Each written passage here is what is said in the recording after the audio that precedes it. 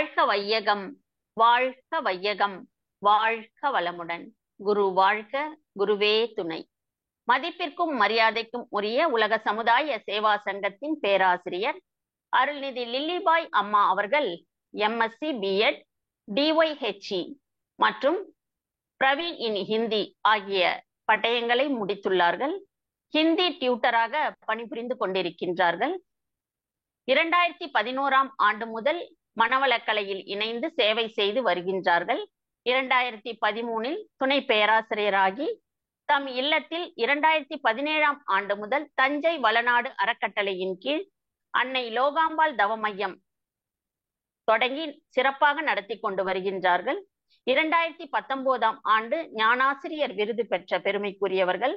இலங்கை யாழ்ப்பாணம் அறிவு திருக்கோயிலில் 1 மாதம் தங்கி மனவளக்கலை பயிற்சிகளை மக்களுக்கு அளித்த பெருமைக்கு உரியவர்கள். தஞ்சை மற்றும் கும்பகோணம் மண்டலத்தை சேர்ந்த தவ மையங்களுக்கு சென்று மனவளக்கலை பயிற்சிகளை அளித்து குரு சேவை செய்து கொண்டு வருகின்றார்கள். இத்தகைய சிறப்புகளை உடைய அம்மா அவர்களை உறவுகள் மேம்பட என்ற தலைப்பில் சிந்தனை உரை வழங்க வாழ்க வளமுடன் என வாழ்த்தியும் வணங்கியும் அன்போடு வரவேற்கின்றோம். வாழ்க வளமுடன் அம்மா. வாழ்க வையகம், வாழ்க வையகம், வாழ்க வளமுடன். குரு வாழ்க, குருவே துணை. என்னையான் அறிய வேண்ட இறைவா என் குருவாய் வந்தாய். சென்னையில் சிந்தை வைத்து சீர்தவம் முறையாய் செய்தேன். உன்னையே என்னுள் காட்டி உள் நிறைந்து அறிவாய் நின்றாய். முன்னை சேர் வினை தூய்மைக்கே முயன்று அறநெறி வாழ்கின்றேன். வாழ்க வளமுடன். இந்த இனிய வாய்ப்பினை நல்கிய உலக சமுதாய சேவா சங்கத்திற்கும் ஆலியார் ஐடி இயக்குநரகத்திற்கும் கும்பகோணம் மண்டலத்திற்கும் மற்றும் உள்ள நிர்வாகத்தினர் அனைவருக்கும் எனது நன்றியையும் வணக்கத்தையும் பணிவுடன் தெரிவித்துக் கொள்கிறேன். மேலும் இணையதளம் வாயிலாக இணைந்துள்ள இருபால் மெய்யன்பர்களுக்கும் எனது இனிய காலை வணக்கத்தையும் வாழ்த்துக்களையும் தெரிவித்துக் கொள்கிறேன். இன்று நாம் சிந்திக்க எடுத்துக்கொண்ட தலைப்பு உறவுகள் மேம்பட. தேசிய உறவினர்கள் தினமான இன்று உறவுகள் மேம்பட என்ற தலைப்பை பற்றி நாம் சிந்திக்க இருப்பது மிகவும் பொருத்தமாகும். இன்றைய சிந்தனையில் உறவுகள் மேம்படுவதால் நமக்கு என்னென்ன நன்மைகள் ஏற்படுகின்றன, உறவுகள் மேம்படுவதற்கு நாம் என்ன செய்ய வேண்டும், என்ன செய்யக்கூடாது என்பது பற்றியும், அதற்கு மகரிஷியினுடைய பயிற்சிகளும் தத்துவங்களும் கருத்துகளும் எவ்வாறு நமக்கு உதவுகின்றன என்பது பற்றியும் நாம் சிந்திக்கலாம். உறவுகள் அப்படின்னா நம்ம என்ன நினைக்கிறோம் அப்படின்னா, நம்முடைய குடும்ப உறுப்பினர்கள் மற்றும் சுற்றத்தார தான் நினைக்கிறோம். ஆனா குடும்ப உறுப்பினர்கள், சுற்றத்தார் மட்டுமல்லாமல் நண்பர்களும், நாம் சமுதாயத்தில் பழகக்கூடிய உறவு கொள்ளக்கூடிய அனைத்து அன்பர்களுமே நம்முடைய உறவுகள் ஆவார்கள்.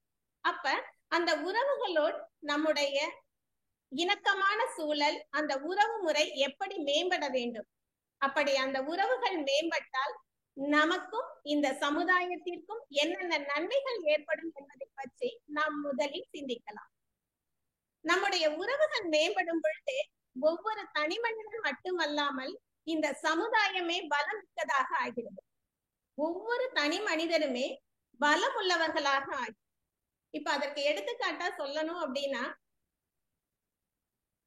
ஒரு அப்பா தன்னுடைய ஒரு சிறிய பையன் கிட்ட என்ன பண்றாரு அப்படின்னா, அவனுடைய தோலை அரவணைத்தபடி, ஒரு தன்னுடைய பையன்கிட்ட போய் அவனுடைய தோலை அரவணைத்தபடி நின்று கொண்டு, தம்பி இப்ப யார் பலசாலி, நீயா நானா அப்படின்னு சொல்லி கேக்குறான். உடனே அந்த பையனும் சொல்றான், கொஞ்சம் கூட தயக்கம் இல்லாமல் உடனே சொல்றான், அப்பா நான் தான் பலசாலி அப்படின்னு. ஆனா அப்பாவுக்கும் ரொம்ப ஏமாச்சு. ஏன்னா தன்னுடைய பையன் தன்னைதான் பலசாலின்னு சொல்லுவான்னு சொல்லி எதிர்பார்க்கிறாரு. ஆனா பையன் அவனை பலசாலின்னு சொன்ன உடனே இதுக்கு கொஞ்சம் ஏமாற்றம் ஆகுது. பரவாயில்ல, அந்த பையன் கிட்ட வெளிக்காட்ட முடியும். ஆனா அவர் என்ன பண்றாரு அப்படின்னா, கொஞ்சம் அவர் பையனை விட்டு சற்று தள்ளி வெளியில போக ஆரம்பிக்கிறாரு. ஆனா அப்படி போக ஆரம்பித்தவர் சட்டுன்னு திரும்பி தன்னுடைய பையனை பார்த்து கேட்கிறாரு, பரவாயில்ல இப்ப சொல்லு, இப்ப பலசாலி நீயா நான் அப்படின்னு சொல்லி கேட்கிறாரு. உடனே அந்த பையனும் சொல்றாரு, கொஞ்சம் கூட தயக்கம் இல்லாமல் உடனே சொல்றான், நீங்க தான்ப்பா பலசாலி அப்படின்னு சொல்லி. அப்பாவுக்கு சந்தோஷம் ஒரு பக்கம் இருந்தாலும் இதே கேள்விதானே நான் முதல்ல கேட்டேன். அப்ப உன்ன பலசாலின்னு சொன்னேன், ஆனா இப்ப என்ன பலசாலின்னு சொல்றையே அப்படின்னு சொல்லி கேக்குறாரு. அப்ப அந்த பையன் அதற்கு தெளிவான விளக்கம் கொடுக்கிறான். முதல்ல நீங்க என்ன கேள்வி கேட்டப்ப உங்களுடைய கைகளால் என்னை அரவணைத்து கொண்டு அந்த கேள்வியை கேட்டீங்க. அப்ப நான் பலமிக்கவனாக இருந்தது, நான் பலசாலி என்று சொன்னேன்.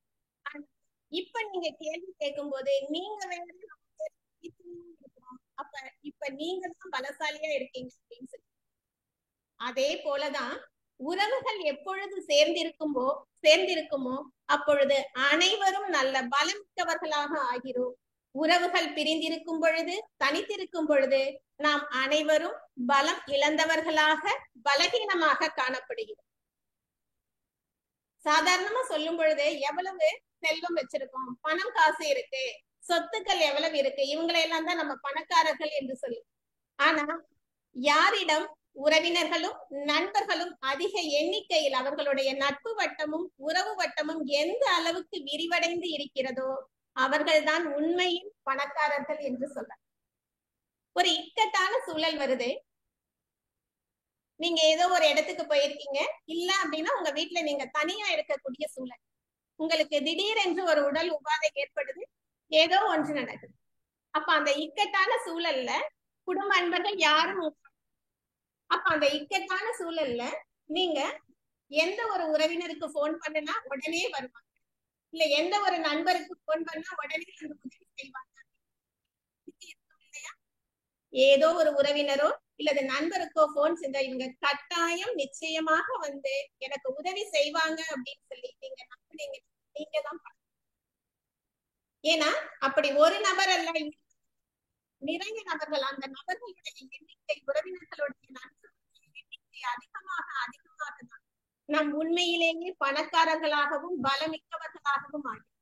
அது மட்டுமல்ல, உறவுகளோட நமக்கு சுமூகமான இணக்கமான உறவு ஏற்பட்டது என்றால் நமக்கு ஏற்படக்கூடிய நன்மைகளே என்ன பார்த்தீங்கன்னா, நம்ம மிகவும் மகிழ்ச்சியாகவும் அமைதியாகவும் நிறைவாகவும் வாழலாம். அதே சமயத்துல உடல் ஆரோக்கியமாக இருக்கும். நம்மை கொடிய நோய்கள் எதுவும் நம்மை தாக்காது அப்படின்னு சொல்லி சொல்லுவோம். ஹார்வர்ட் யூனிவர்சிட்டியில 1936 ஒரு ஆராய்ச்சி நடத்த ஆரம்பிக்கிறாங்க. அந்த ஆராய்ச்சியின் விளைவாக அவங்க கண்டுபிடிச்சது என்ன அப்படின்னு பாத்தீங்கன்னா, யாரெல்லாம் உறவுகளோடு மேற்கொண்டிருக்கிறார்களோ, சுமூகமான உறவு கொண்டிருக்கிறார்களோ, தொடர்பு கொண்டிருக்கிறார்களோ, அவர்கள் உடலளவிலும் மனதளவிலாக இருக்கிறார்கள் என்று கண்டுபிடிச்சாங்க. அப்ப நம்ம உறவுகளோடையும் நண்பர்களோடையும் எந்த அளவுக்கு சுமூகமான உறவை வைத்துக் கொள்கிறோமோ அந்த அளவுக்கு நம்முடைய உடல் மனம் ஆரோக்கியமடையும், கொடிய நோயில் இருந்து நம்மை நம்ம காப்பாற்றிக் கொள்ளலாம். இன்னும் சொல்லும் போது நம்முடைய ஸ்ட்ரெஸ் ரெசிப்டார்ஸ் அப்படிங்கிறாங்க. ஏன்னா நம்முடைய மன அழுத்தத்தை போக்கக்கூடியவர்கள் அப்படிங்கிற நம்முடைய உறவினர்களாகட்டும் நண்பர்களாகட்டும் நம்முடைய ஸ்ட்ரெஸ் ரெசிப்டார்ஸாக இருக்கிறார்கள். அதாவது நம்முடைய மன அழுத்தத்தை போக்கக்கூடியவர்களாக இருக்கு. ஒரு அலுவலகத்தில் ஆகட்டும், இல்லை வேற ஏதாவது ஒரு இடத்தில் நமக்கு ஏதாவது ஒரு துன்பமான யாராச்சும் கேட்டிருக்கலாம், ஏதாவது ஒரு செயலால நம்முடைய மனத்தை உட்படுத்தி நம்ம வீட்டிற்கு வந்தவுடனோ இல்ல நம்முடைய உறவினர் இல்ல நண்பர்கள் கிட்டையோ இதை பத்தி நம்ம என்ன பண்ணுவோம், கொஞ்சம் ஷேர் பண்ணிப்போம். அப்படி ஷேர் பண்ணிக்கும் பொழுது நம்முடைய நண்பராகட்டும் உறவினராகட்டும் அவங்க கிட்ட இந்த விஷயத்தை பற்றி சொல்லும் பொழுது அவர்கள் நமக்கு ஆறுதல் சொல்லுவாங்க. அப்ப அந்த நேரத்துல நம்முடைய மன அழுத்தத்தில் இருந்து நம்ம மன அழுத்தத்தில் இருந்து நாம விடுபடலாம். அப்ப மன அழுத்தத்தை குறைப்பதற்கும் இந்த உறவுகளும் நட்புகளும் நமக்கு தேவைப்படுது அப்படிங்கிறாங்க. அப்ப இந்த உறவுகள் மேம்படும் பொழுது தனி மனிதனுக்கு மட்டும் நன்மை ஏற்படுகிறது. தனி மனிதன் மூலம் தனி மனிதனுடைய உடலும் மனம் அதே நேரத்தில் அவன் சார்ந்த அந்த குடும்பத்திலும் தொற்றிக் கொள்கிறது. இது தான் குடும்பம், சுற்றம், ஊர், உலகம் என்று விரிவடைந்து உலகம் முழுவதும் உள்ள மக்களிடத்திலும் அந்த உறவு மேம்படுகிறது.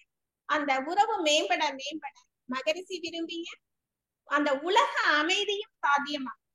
அப்ப உறவுகள் மேம்பட மேம்பட நம்முடன் உள்ள நண்பர்களுடனும் உறவினர்களுடனும் சுமூகமான நட்பு நாம் மேற்கொள்ள மேற்கொள்ள தனி மனிதனுடைய பலத்துடன் சேர்ந்து தனி மனிதனுடைய பலம் மற்றும் அமைதியுடன் சேர்ந்து உலக அளவிலும் அந்த அமைதி நீண்டு விடுகிறது. அப்ப அந்த உலக அமைதி வரைக்கும் அந்த உறவுகள் மேம்படும் போது உலக அமைதி இதுதான் நம்ம உறவுகள் மேம்படுவதால் ஏற்படக்கூடிய மிக மிக முக்கியமான பலன் அப்படி. ஏன்னா இன்று தனி மனித அமைதி மூலம் சாத்தியமாகிறது. அப்ப தனி மனித அமைதி சாத்தியம் ஆகணும் அப்படின்னா நம்முடைய உறவுகள் மேம்பட வேண்டும். உறவுகள் மேம்பட வேண்டும். அப்படி அந்த உறவுகள் மேம்பட வேண்டும் என்றால் நம்ம என்னென்ன விஷயங்களை நம்ம கடைபிடிக்க வேண்டும் என்பதை பற்றி பார்க்கலாம். சில நேரங்களில் சொல்லும் பொழுது மிக முக்கியமான 3 கருத்துக்களை மகரிஷி சொல்றாங்க. பொறுமை, சகிப்புத்தன்மை, பொறுமையாகவும் சகிப்புத்தன்மையாகவும் இருக்க வேண்டும். அதே நேரத்தில் விட்டு கொடுக்க வேண்டும், தியாகம் செய்ய வேண்டும். இந்த சகிப்புத்தன்மை, விட்டு கொடுத்தல், தியாகம் போன்ற இந்த 3ஐயும் எவரொருவர் கடைபிடிக்கிறார்களோ அவர்களுடைய உறவு மேம்பட்டு கொண்டே இருக்கும். இப்ப சில நேரங்கள்ல நம்ம சில சங்கடங்களை சகிச்சு கொள்ளதான் வேணும். நமக்கு பிடிக்காத சொல்லாகட்டும், பிடிக்காத செயலாகட்டும், யாராச்சும் சொல்லி இருந்தாங்களோ செஞ்சிருந்தாங்களோ அதை நம்ம என்ன பண்ணணும் அப்படின்னு கேட்டீங்கன்னா நம்ம அதை சகித்து கொண்டுதான் ஆக வேண்டும். ஏன்னா இயேசு சொல்லுவார் இல்லையா, ஒரு கன்னத்தில் அடித்தால் மறுகன்னத்தை காட்டு அப்படின்னு. அப்படி ஒரு கன்னத்தில் அடித்தால் மறு கன்னத்தை காட்டக்கூடிய மனப்பக்குவம் இல்லை என்றால் கூட பரவாயில்லை, திருப்பி அடிக்காத அந்த சகிப்புத்தன்மை, பொறுமை நமக்கு வேண்டும். ஏன்னா பெற்றோர்களாகட்டும், குழந்தைகளாகட்டும், உறவினர்களாகட்டும், நண்பர்களாகட்டும், அவங்க ஏதாவது எப்பயாவது ஒரு சூழல்ல நமக்கு பிடிக்காத செயல்களை செய்வாங்க, பிடிக்காததை சொல்லுவாங்க. அப்ப அவர்களோட அதை என்ன பண்ணணும் அப்படின்னா நம்ம அதை தவிர்க்கவே முடியாது. சில நேரங்களில் நம்ம அதை சகித்து கொண்டுதான் ஆக வேண்டும். ஏன்னா நமக்கும் அவர்களுக்கும் உள்ள உறவு சுமூகமாக நீடிக்க வேண்டும் என்றால் இந்த சகிப்புத்தன்மையை நாம் கடைபிடிக்க வேண்டும். அதே நேரத்துல விட்டு கொடுத்தல் அப்படின்னு பார்க்கும் பொழுது சில நேரங்கள்ல நம்ம என்ன பண்ணுவோம்னா நாம சொன்னதே சரி, செய்ததே சரின்னு சொல்லி வாதிடுவோம். அதே நேரத்துல ஒரு சின்ன விஷயமா இருக்கும், பிரச்சனையா இருக்கும், அதை பெருசுபடுத்தாம அதை நாசுக்காக கையாள தெரிஞ்சிடும். விட்டு கொடுக்க வேண்டியவைகளை விட்டு கொடுத்து பிரச்சனைகளையும் சில விஷயங்களையும் நாசுக்காக நமக்கு கையாள தெரிய வேண்டும். நாம் சொன்னதே சரி, செய்ததே சரி என்று வாதிடாமல் சில இடங்கள்ல விட்டு கொடுக்கலாம். இதற்கு ஒரு உதாரணம் சொல்லணும் அப்படின்னா, ஒரு சொற்பொழிவாளர் ராமாயண கதையில வரக்கூடிய ராமர் மறைந்திருந்து வாலி இந்த கதை கேட்ட அந்த ஒரு சிறிய குழந்தை, இந்த கதை புரியுது அந்த குழந்தைக்கு. அதை கேட்டுட்டு அந்த சொற்பொழிவாளர் கிட்ட கேக்குறாப்ல. அந்த குழந்தை என்ன கேக்குது அப்படின்னா, ராமராக அவர் தெய்வமாக இருந்தாலும் இருந்தாலும் அவர் மறைந்திருந்து வாலி அம்பு செய்தது அவருதான் அப்படின்னு சொல்லி. உடனே அவ்வளவு அந்த தமிழ் புலமையில் பாண்டித்யம் பெற்ற அவ்வளவு மிக உயர்ந்த சொற்பொழிவாளர் அந்த சிறிய குழந்தைக்கு கொஞ்சம் கூட தயக்கம் இல்லாம சொல்றாரு, அம்மா உனக்கு அது தப்புன்னு தெரிஞ்சது அப்படின்னா நீ தப்புன்னு நினைச்சீங்கன்னா அது தப்புதாமா அப்படிங்கிற. அந்த அளவுக்கு அவருக்கு விட்டு கொடுக்கக்கூடிய பக்குவம் இருக்கு. அப்ப அவங்க வீட்டுல உள்ளவங்க எல்லாம் சொல்றாங்க, அந்த பொண்ணு தெரியாம ஏதோ சொல்றா, நீங்க அவள்கிட்ட போய் இப்படி சொல்றீங்களே அப்படின்னு. அதற்கு அந்த பெரியவர் சொல்றாரு, இந்த வயதில் அவளுக்கு அது தவறு என்று புரிவது வளர்ந்து ஆளாகிய பிறகு அவளுடைய அறிவு நிலை மேம்பட்ட பிறகு அது தவறு என்று புரியும். அப்படி தவறு என்று புரியும் பொழுது அவளே அதை சரி செய்து கொள்வாள் அப்படின்னு சொல்லி அந்த குழந்தையை சொன்னதற்கு அவர் தன்னுடைய கருத்துக்களை விட்டு கொடுக்கிறார். அது மட்டும் இல்ல, ஒரு 9 அப்படிங்கிற நம்பரை நம்ம இந்த பக்கம் நின்று பார்க்கும் பொழுது நமக்கு அது 9 தெரியும். அதே அந்த பகுதியில் நின்று அது 6ஆக தெரியும். அவரவர் கோணத்தில் நின்று பார்க்கும் பொழுது அது சரியாகத்தான் இருக்கும். நம்ம ஒருத்தருடைய கண்ணோட்டத்தை சுற்றி தவறு என்று சொல்வதற்கோ அவர்களுடைய கருத்துக்களை மறுப்பதற்கோ நமக்கு உரிமை இல்லை. அனைவருக்கும் கருத்து சுதந்திரம் இருக்கு. அவரவர்களுடைய கருத்துக்களை தெரிவிப்பதற்கும் சுதந்திரம். அப்ப நம்முடைய கருத்துக்களை சில நேரங்களில் நம்ம உறவுகள் மேம்பட வேண்டும் என்றால் அதை விட்டுக் கொடுக்க வேண்டும். அதே போலதான் தியாகம். ஒவ்வொரு தனி மனிதருடைய தியாகமும் தான் இன்றைக்கு அந்த குடும்பத்தில் அமைதி நிலவுவதற்கும் சந்தோஷம் நிலவுவதற்கும் இந்த சமுதாயத்தில் அமைதியும் நிறைவும் சந்தோஷம் நிகழ்வதற்கும் ஒவ்வொரு தனி மனிதனுடைய சகிப்புத்தன்மை, விட்டு கொடுத்தல், தியாகம் தான் காரணம். அப்ப இந்த மூன்றையும் நம்ம ஒவ்வொரு தனி மனிதனுமே சகிப்புத்தன்மை, விட்டு கொடுத்தல், தியாகம் இவற்றை கடைபிடிக்கும் பொழுது நம்முடைய உறவுகள் மேம்படும். அதே நேரத்துல அன்பையும் கருணையையும் நம்ம எல்லோரிடமும் காட்ட வேண்டும். நம்ம எல்லாம் நினைப்போம் நம்ம கிட்ட மத்தவங்க எல்லாம் அன்பா பழகணும், நம்ம கிட்ட பிடிச்ச மாதிரி நடக்கணும் அப்படின்னு. ஆனா நம்ம மற்றவர்களுக்கு பிடிச்ச என்னைக்காச்சும் நடந்துக்கிறோமா? நம்ம மற்றவரிடம் எந்த எதிர்பார்ப்பும் இல்லாம ஒரு அன்பை கொடுக்கிறோமா? அதை நம்ம சிந்தனைக்கு எடுத்துக்கணும். நாம் பிறரிடம் என்ன எதிர்பார்க்கிறோமோ, பிறர் எப்படி நடந்து கொள்ள வேண்டும் என்று எதிர்பார்க்கின்றோமோ, அதே போல் நாம் வாழ்க வளமுடன் அம்மா. கொள்ள வேண்டும். வாழ்க வளமுடன் அம்மா. வாழ்க வளமுடன் அம்மா. கொஞ்சம் வாய்ஸ் பிரேக் ஆயிட்டு வருதுங்கம்மா. சரி, சிக்னல் ப்ராப்ளம் நினைக்கிறேங்கம்மா. நான் வாழ்க வளமுடன்மா, தொடருங்க. வாழ்க வளமுடன்மா. இந்த ஒரே நிமிஷம், இதற்கு ஒரு உதாரணம் சொல்லணும் அப்படின்னா, நம்ம எந்த சூழ்நிலையில இருந்தாலும் எப்பொழுதும் அன்பை மட்டுமே நம்ம மற்றவர்களுக்கு அளித்து கொண்டே இருக்க வேண்டும். இதற்கு ஒரு உதாரணம் சொல்லணும் அப்படின்னா, ஒரு குருவும் ஒரு சிஷ்யரும் ஒரு ஊர்ல இருக்காங்க. அந்த ஊருக்கு அவ்வளவு நல்லதெல்லாம் செய்யறாங்க. ஆனாலும் அந்த ஊர்ல இருக்கக்கூடிய ஒரு பெரிய பணக்காரர் அந்த குருவை அவ்வளவு மோசமான வார்த்தைகளில் திட்டி காயப்படுத்துறாரு. அதற்கு குரு எந்த ஒரு எதுவுமே வெளிப்படுத்தவே இல்லை, எந்த ஒரு உணர்ச்சியும் வெளிப்படுத்தாம புன்முறுவல் மாறாம நிக்கிறார். அப்ப அந்த சிஷ்யருக்கு சந்தேகம், ஏன் இப்படி நடந்துக்கிறீங்க, நீங்க ஏன் உங்களுடைய கோபத்தை வெறுப்பை வெளிப்படுத்தல, அவர்கிட்ட அவர் வெளிப்படுத்தும் போது நீங்க ஏன் அவருக்கு மறுவார்த்தை எதுவும் சொல்லல அப்படின்னு கேக்குறாரு. உடனே அந்த குரு சொல்றாரு, இதற்கு நான் பதில் அப்புறம் உனக்கு சொல்றேன். எனக்கு நான் இன்னைக்கு தவத்துல இருக்கும் பொழுது ஒரு நிகழ்வு எனக்கு உணர்த்தப்பட்டது. அது என்ன அப்படின்னா, நீ இன்னும் 7 நாள் மட்டும்தான் உயிரோட இருப்ப அப்படின்னு சொல்றாரு. உடனே சிஷ்யருக்கு ஒரு பயம். ஏன்னா குரு சொன்னா அது சொன்னது போலவே நடக்கும். அப்ப அவர் என்ன பண்றாரு அப்படின்னு கேட்டீங்கன்னா, குரு சொல்றாரு, நீ போய் 7 நாள் தான் இருக்க போற, அதனால உன்னுடைய உறவினர்களை எல்லாம் போய் பார்த்து விட்டு வா அப்படிங்கிறாரு. இவரும் அதே மாதிரி போறாரு. பார்க்கும் பொழுது வழியெல்லாம் பார்க்கக்கூடிய இயற்கை காட்சிகள் அனைத்தையும், மரம், செடி, கொடி, கடல், மலை, ஆறு, இவை அனைத்தையும் அன்போட பாக்குறாரு. எல்லாவற்றிலும் அந்த இறைத்தன்மையை காண்றாரு. அதே நேரத்துல அவர் என்ன பண்றாரு அப்படின்னு சொல்லி பாத்தீங்கன்னா, தன்னுடைய உறவுகளோட போய் பழகும் பொழுது உண்மையா படுத்துறாரு. ஏன்னா இன்னும் 7 நாள் போறோம். இதுவரைக்கும் தான் செய்த தவறுகளுக்காக மன்னிப்பு கேட்கிறாரு. அவங்க ஏதாவது செய்திருந்தால் அதற்கும் மன்னிப்பு கொடுக்கிறாரு. எல்லாம் முழுமையான அன்பை தன்னுடைய உறவுகளோட வெளிப்படுத்துறாரு. 7 நாள் முடிஞ்சு வரும் பொழுது ஒரு புத்தம் புது மனிதராக அவர் திரும்பி வர்றாரு. அப்ப குரு கேக்குறாரு, இந்த 7 நாட்கள் உனக்கு எப்படி இருந்தது? ஒரு புதிய உலகத்தை, சொர்க்கத்தை நான் பார்த்தேன் அப்படின்னு சொல்லி சொல்றாரு. உடனே குருவும் நீ நீடோடி வாழ்கன்னு சொல்லி ஆசீர்வாதம் பண்றாரு. உடனே அந்த அன்பர் சிஷ்யர் கேக்குறாரு, நான் தான் சாக போறேனே, எப்படி இப்படி நீங்க வாழ்த்தலாம் அப்படின்னு சொல்லி கேக்குறாரு.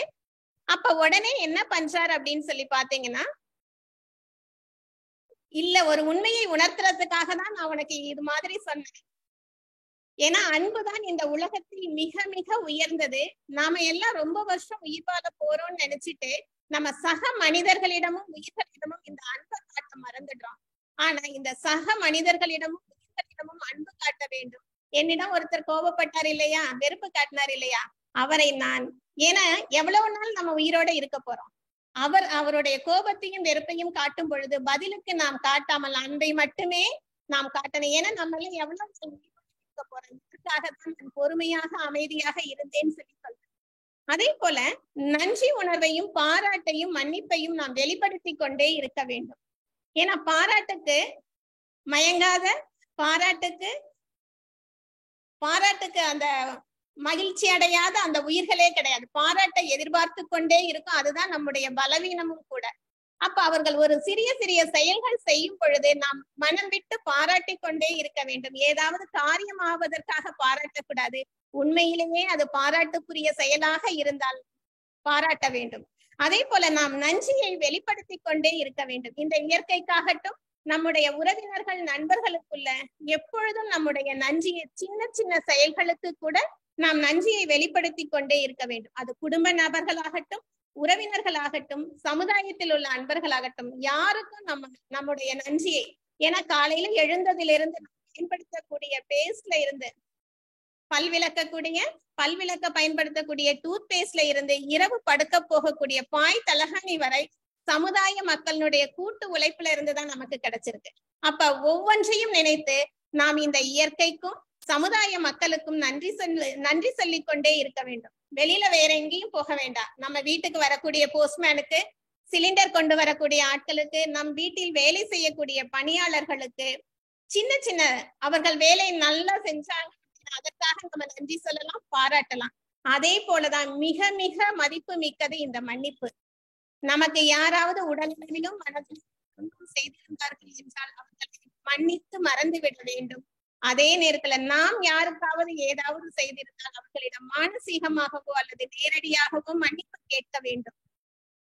ஏன்னா மன்னிப்பு அப்படிங்கும் போது நம்ம வாழும் காலத்திலேயே கேட்டுட்டா நல்லது.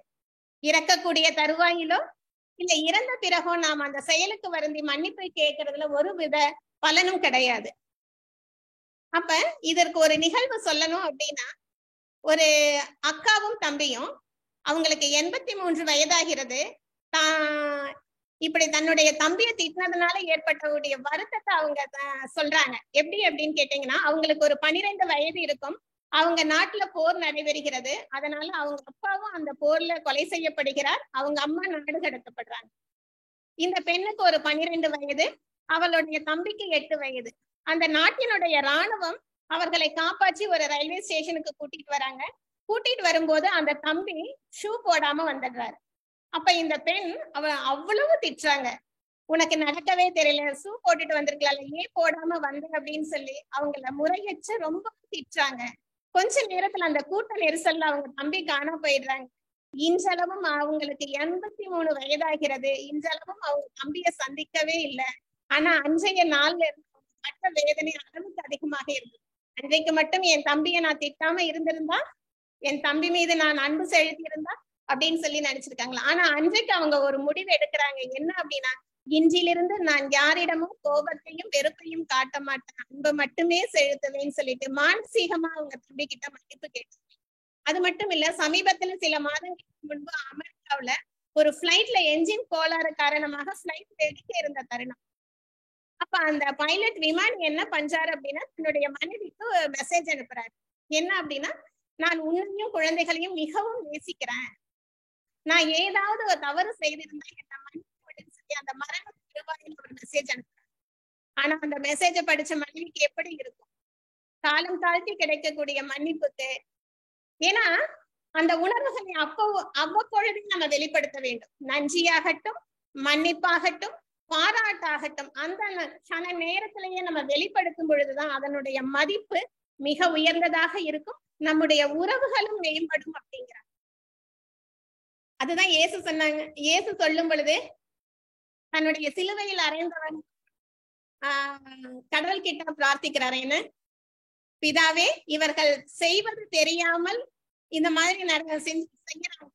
பிதாவே, இவர்களை மன்னியுங்கள், ஏன்னா என்ன செய்யறோம்னு தெரியாமையே இவங்க தவறு செய்யறாங்க. பிதாவே, இவரை மன்னியுங்கள் சொல்லி சொல்றாங்க.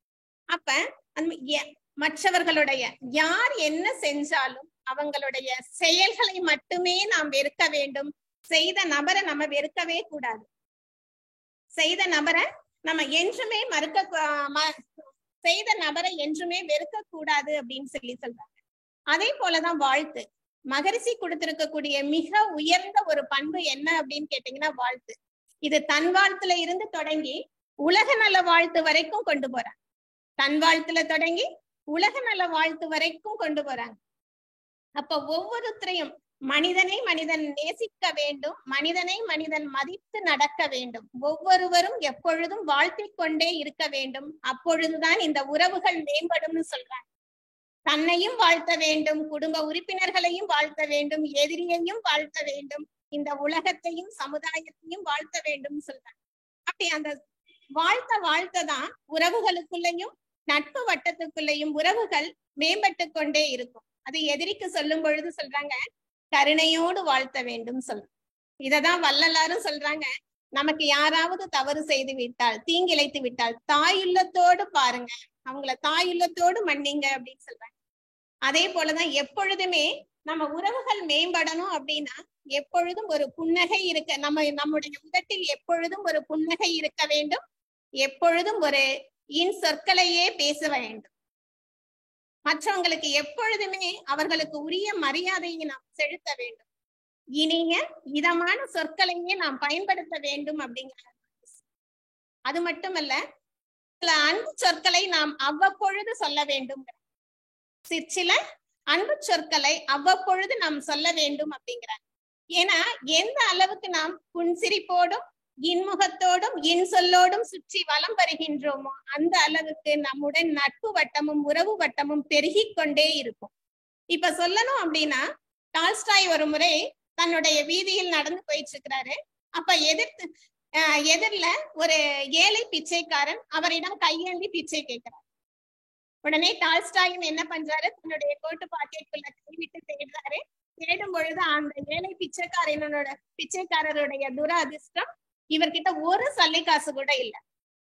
அப்ப என்ன பண்றதுன்னு சொல்லி அவரு ஒரு தயக்கமா இருக்கிறாரு. அப்புறம் ஃபிராக்ஷன் ஆஃப் செகண்ட் என்ன பண்றாரு அப்படின்னா, அந்த ஏழை பிச்சைக்காரனுடைய கைகளை பிடித்து கொண்டு, சகோதரா என்னை மன்னித்து விடு, சகோதரா என்னை மன்னித்து விடு, உன்னிடம் கொடுப்பதற்கு என்னிடம் எதுவும் இல்லை, இந்த தருணத்தில் என்னிடம் எதுவும் இல்லைன்னு சொல்லிட்டு மிகவும் நெகிழ்ச்சியாக சொல்றாரு. உடனே அந்த ஏழை பிச்சைக்காரரும் தன்னுடைய கண்களில் நீர் வழிந்தபடி சொல்கிறார், இதுவரைக்கும் எனக்கு கிடைத்த பிச்சையிலே மிக உயர்ந்த உன்னதமான பிச்சை நீங்கள் கொடுத்ததுதான் அப்படிங்கிறாரு. ஏன்னா அவரு சகோதரர் என்று அழைத்தார் இல்லையா. இததான் எப்பொழுதுமே நாம் யாராக இருந்தாலும் எந்த நிலையில் இருந்தாலும் அவர்களோடு இன்சொல்லோடு இன்முகத்தோடு உறவாடும் பொழுது நம்முடைய நட்பு வட்டமும் பெருகிக் கொண்டே இருக்கும். அதே நேரத்துல நேரில் சந்தித்து நம்முடைய உறவினர்களாகட்டும் நண்பர்களாகட்டும் நேரில் சந்தித்து மனம் விட்டு பேச வேண்டும். குடும்ப விழாவாகட்டும் பொது நிகழ்ச்சிகளாகட்டும் அவற்றிலெல்லாம் கலந்து கொண்டு அவர்களுடன் மனம் விட்டு பேச பேச நம்முடைய உறவுகளும் நட்பு வட்டமும் பெருகிக் கொண்டே போகும். இந்த கைபேசி அதாவது தொலைபேசி நம் கையில் இருக்கும்போது நம்முடைய தேவைகளுக்கு மட்டும்தான் பயன்படுத்தணும். நம்முடைய குடும்ப அன்பர்களோடு ஒரு பொது நிகழ்ச்சிகள்ல ஒரு பொது இடத்துல ஒரு முக்கியமான பணியிடங்கள்ல இருக்கும் பொழுது மிக மிக உரிய தேவைகளுக்கு மட்டுமே கைபேசியை பயன்படுத்த வேண்டும்.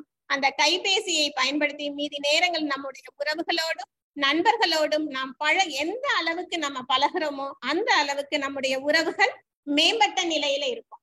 அதே நேரத்துல உறவுகள் மேம்பட நாம் என்னென்ன செய்யக்கூடாது என்பது பற்றி மகரிஷி சொல்றாங்க. இதுல 3 விஷயங்கள் மகரிஷி சொல்றாங்க. குறை கூறக்கூடாது, அதிகாரம் செய்யக்கூடாது, கட்டாயப்படுத்த கூடாது. Don't comment, don't comment, don't demand. குறை கூறவோ அதிகாரம் செய்யவோ கட்டாயப்படுத்தவோ கூடாது. இது செய்யாம இருந்தாலே நம்முடைய உறவுகள் மேம்படும் அப்படிங்கிறாங்க. இப்ப கோவில் பிரசாதத்தை நம்ம கையில வாங்கும் போது ஏதாவது குறை சொல்றோமா? அதுல உப்பு இல்ல இனிப்பு இல்ல ஏதாவது சொல்றோம்? எதுவுமே சொல்ல மாட்டாங்க. அப்படி பிரசாதமாக ஏற்றுக்கொள்வோம். அதே போலதான் நம்முடைய உறவினர்களையும் எவ்வளவு குறை இருந்தாலும் அப்படியே அவர்களை ஏற்றுக்கொள்ள வேண்டும். உடல் ஊனமுற்றவர்களை இல்லைன்னா கண் தெரியாதவங்க கை கால் ஊனமுற்றவர்களை எல்லாம் நம்ம அப்படியே அவங்க மீது நமக்கு ஒரு பரிதாபம் இரக்கம் இதெல்லாம் வரும். அவங்க கிட்ட கோபத்தையோ வெறுப்பையோ காட்ட மாட்டோம். அதே போல்தான் மனம் ஊனமுற்றவர்களையும் அதாவது எதிர்மறை எண்ணங்கள் உடையவர்களையும் அறியாமையில் இருப்பவர்களையும் நாம் அப்படியே ஏற்றுக்கொள்ள வேண்டும்.